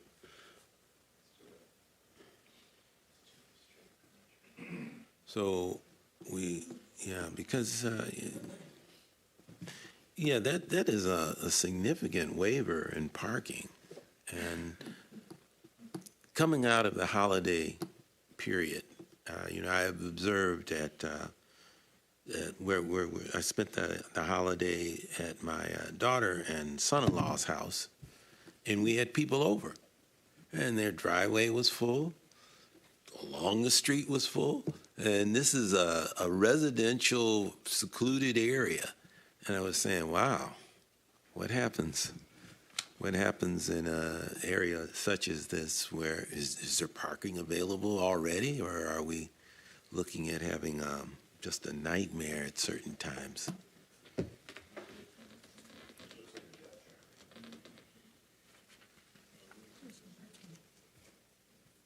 Oh, no parking on Liberty, I guess. So that was my concern. Yeah. It, to me, seemed to be, a fatal flaw. I shouldn't say that, but it seems to me to be an issue that I just couldn't approve. Do you have any further comments, Chris? That's Okay. it. That's it. All right, Tim. So They said we can't, that's the problem. one of the goals when the applicant was first here is that, 1 second. If we could keep the conversations in the audience to minimum. so or one of the nothing. goals that we proposed for you was so we didn't have to pave other residential lots. So I think we're kind of going backwards here. I mean, the whole idea was so. I purchased a lot on Liberty Street for parking as well. Right, but so then we didn't have to deal with people walking across the street and, I think if we got into a situation where it was bad in the future for him, for his tenants, then he could, in theory, pave one of those lots. But the goal was to try to figure out how to do this without having to pave lots all over the place just to get him passed. I agree with Commissioner Sinclair that that's a huge difference, but I think what the goal was is to avoid some of the neighbors' comments where we don't want parking lots all over the place. So on Dwight, you said there's 7, I think? In front of your particular parcel, I think you've got, 3 or 4 lots, which are 40-foot wide, so that's 120 feet, or, I'm sorry, 160 feet.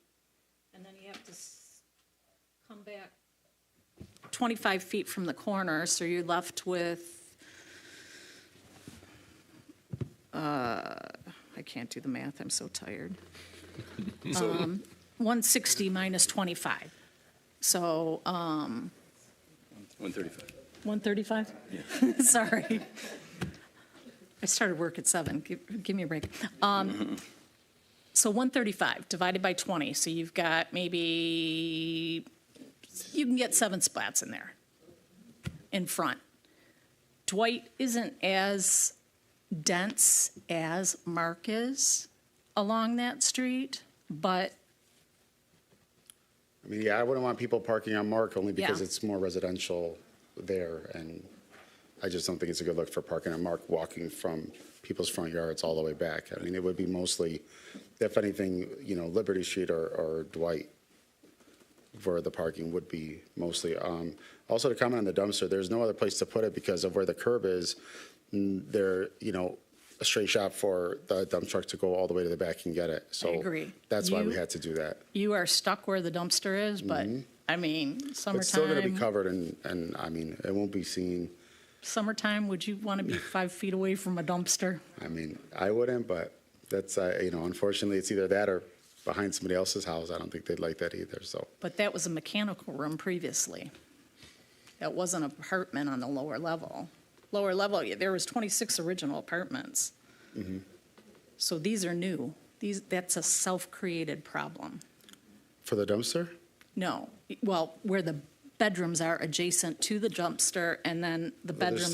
there's still a first floor that they would be there too. They were talking about the lower level, Right, so. but it's above yeah. it. It's elevated, so it's not right, almost eye for eye, I guess.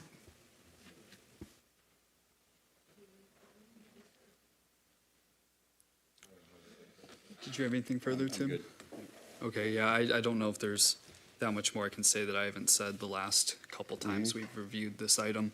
Does anyone have a motion they'd like to put out?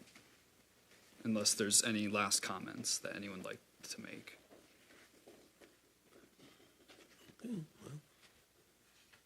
Okay, I guess I'll do it then. I move to deny the requested site plan for multi-family dwelling at 94 Dwight Avenue based on the finding of fact. It does not meet the standard for parking based on that fact. That would be one. Or the setback. Can we identify, to a specific standard listed here in bold, which one of these four or the one on the next page you classify that under? Circulation. Or four.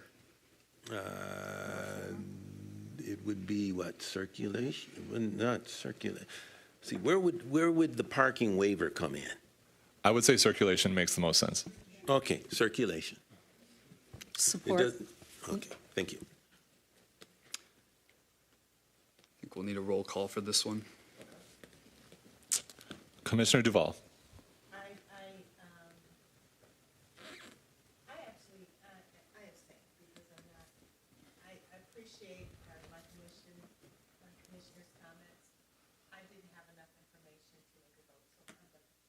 All right, Commissioner McGinnis. I want to make sure I'm voting the way that it's carrying through my intent. Affirmative is to deny. I vote no to not deny. What? Commissioner Shepard. Ditto. No to not deny. Commissioner Northcross. Yes to deny. Yes to deny. Commissioner Sinclair. Yes to deny. And Commissioner Henley. Yes to deny. All right. Motion passes.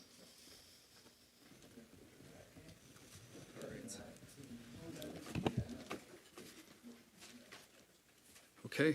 Is there any final communications from staff on this item? All right. Well, on this item, so the 3 yes votes is sufficient for the commission? Yeah, to deny, it's a simple majority. Okay, so just those present? Correct.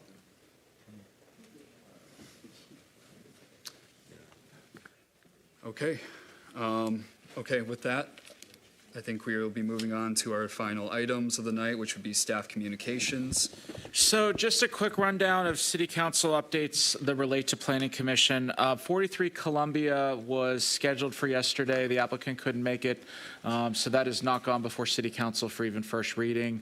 That is the former Owens School, the rezoning that you guys heard on December 4th. The paid parking lot ordinance, this is also not something that went to planning commission.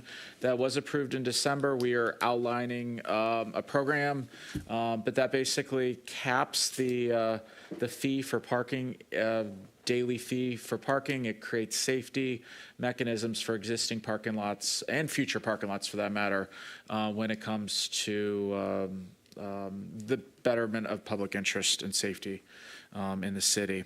And then Places of Assembly is hoping to go forward to City Council on January 21st, if I have the correct date. That has also not gone to first reading, so that'll be the first reading then. Moving on to master plan updates. The master plan is hopefully going to be in final draft form and will be published next Friday. Thank you for all that are able to attend on the 22nd. So we are going to be sharing the draft document. There will be a review by Planning Commission. It will be done by Paul Lippens from McKenna. And then if that motion gets approved, it goes to City Council. They will also approve it, and that begins a 63-day public comment window. So neither of these draft documents are public comment. This is really between McKenna staff, McKenna and Planning Commission, you know, where staff just on the side may be able to give some background. That 63-day period, we will have a webinar. We really want the public involved. There has been a process to get to this point on the 7 goal areas. background information, where we want to go to lead us as a city, to lead Planning Commission, City Council when reviewing planning cases. So I'm very much excited to share with you. There's a lot of final things that we're kind of working through, but I would prepare for that on the 22nd. We will begin with 805 Baldwin, just that final site plan that you guys have seen before, and then transition over to the master plan. But that is really the only thing, really being discussed that evening. It is unlikely, so timing that out, it's likely that the Planning Commission would see the final version of it in April, and then City Council would see that probably at the beginning of their first meeting in May is when anticipated.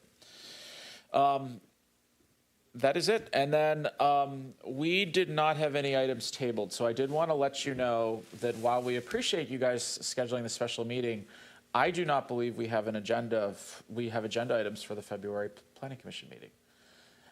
I'm going to leave it open for about a week just in case there's something that's an emergency that's not a public hearing, that there's enough staff review, but I will keep you guys posted. But that is a surprise and a welcome reprieve from us. Yeah, and for you guys, because you guys volunteer so many hours. So, yeah, thank you for your service and have a great 2025. Thank you, Mark. Is there anything, do you have any updates from City Council? I'm sure there's plenty, but I'm too sleepy. Okay. All right. Well, I think everyone's ready to adjourn, so can we get a motion? If I can, real quickly, I passed around some flyers for the February 15th, Saturday chili cook-off that's going to be held by the Optimist Club. It's a fundraiser. And it's going to be held at the VFW that's on Cesar Chavez from 8 to 2 p.m., and I have tickets. We're also looking for those folks who feel they're great chili chefs, asking that you enter your chili and find out just how good it is, because we're going to do an evaluation of the chilies by the folks that attend. Okay. And also, one other item, the neighborhood associations of District 1 will be meeting this Saturday at the Kappa House, which is 200 Earl Moore Street at 1 p.m. Thank you, Chris. Motion to adjourn. Support. All in favor? Aye. Sorry, got excited.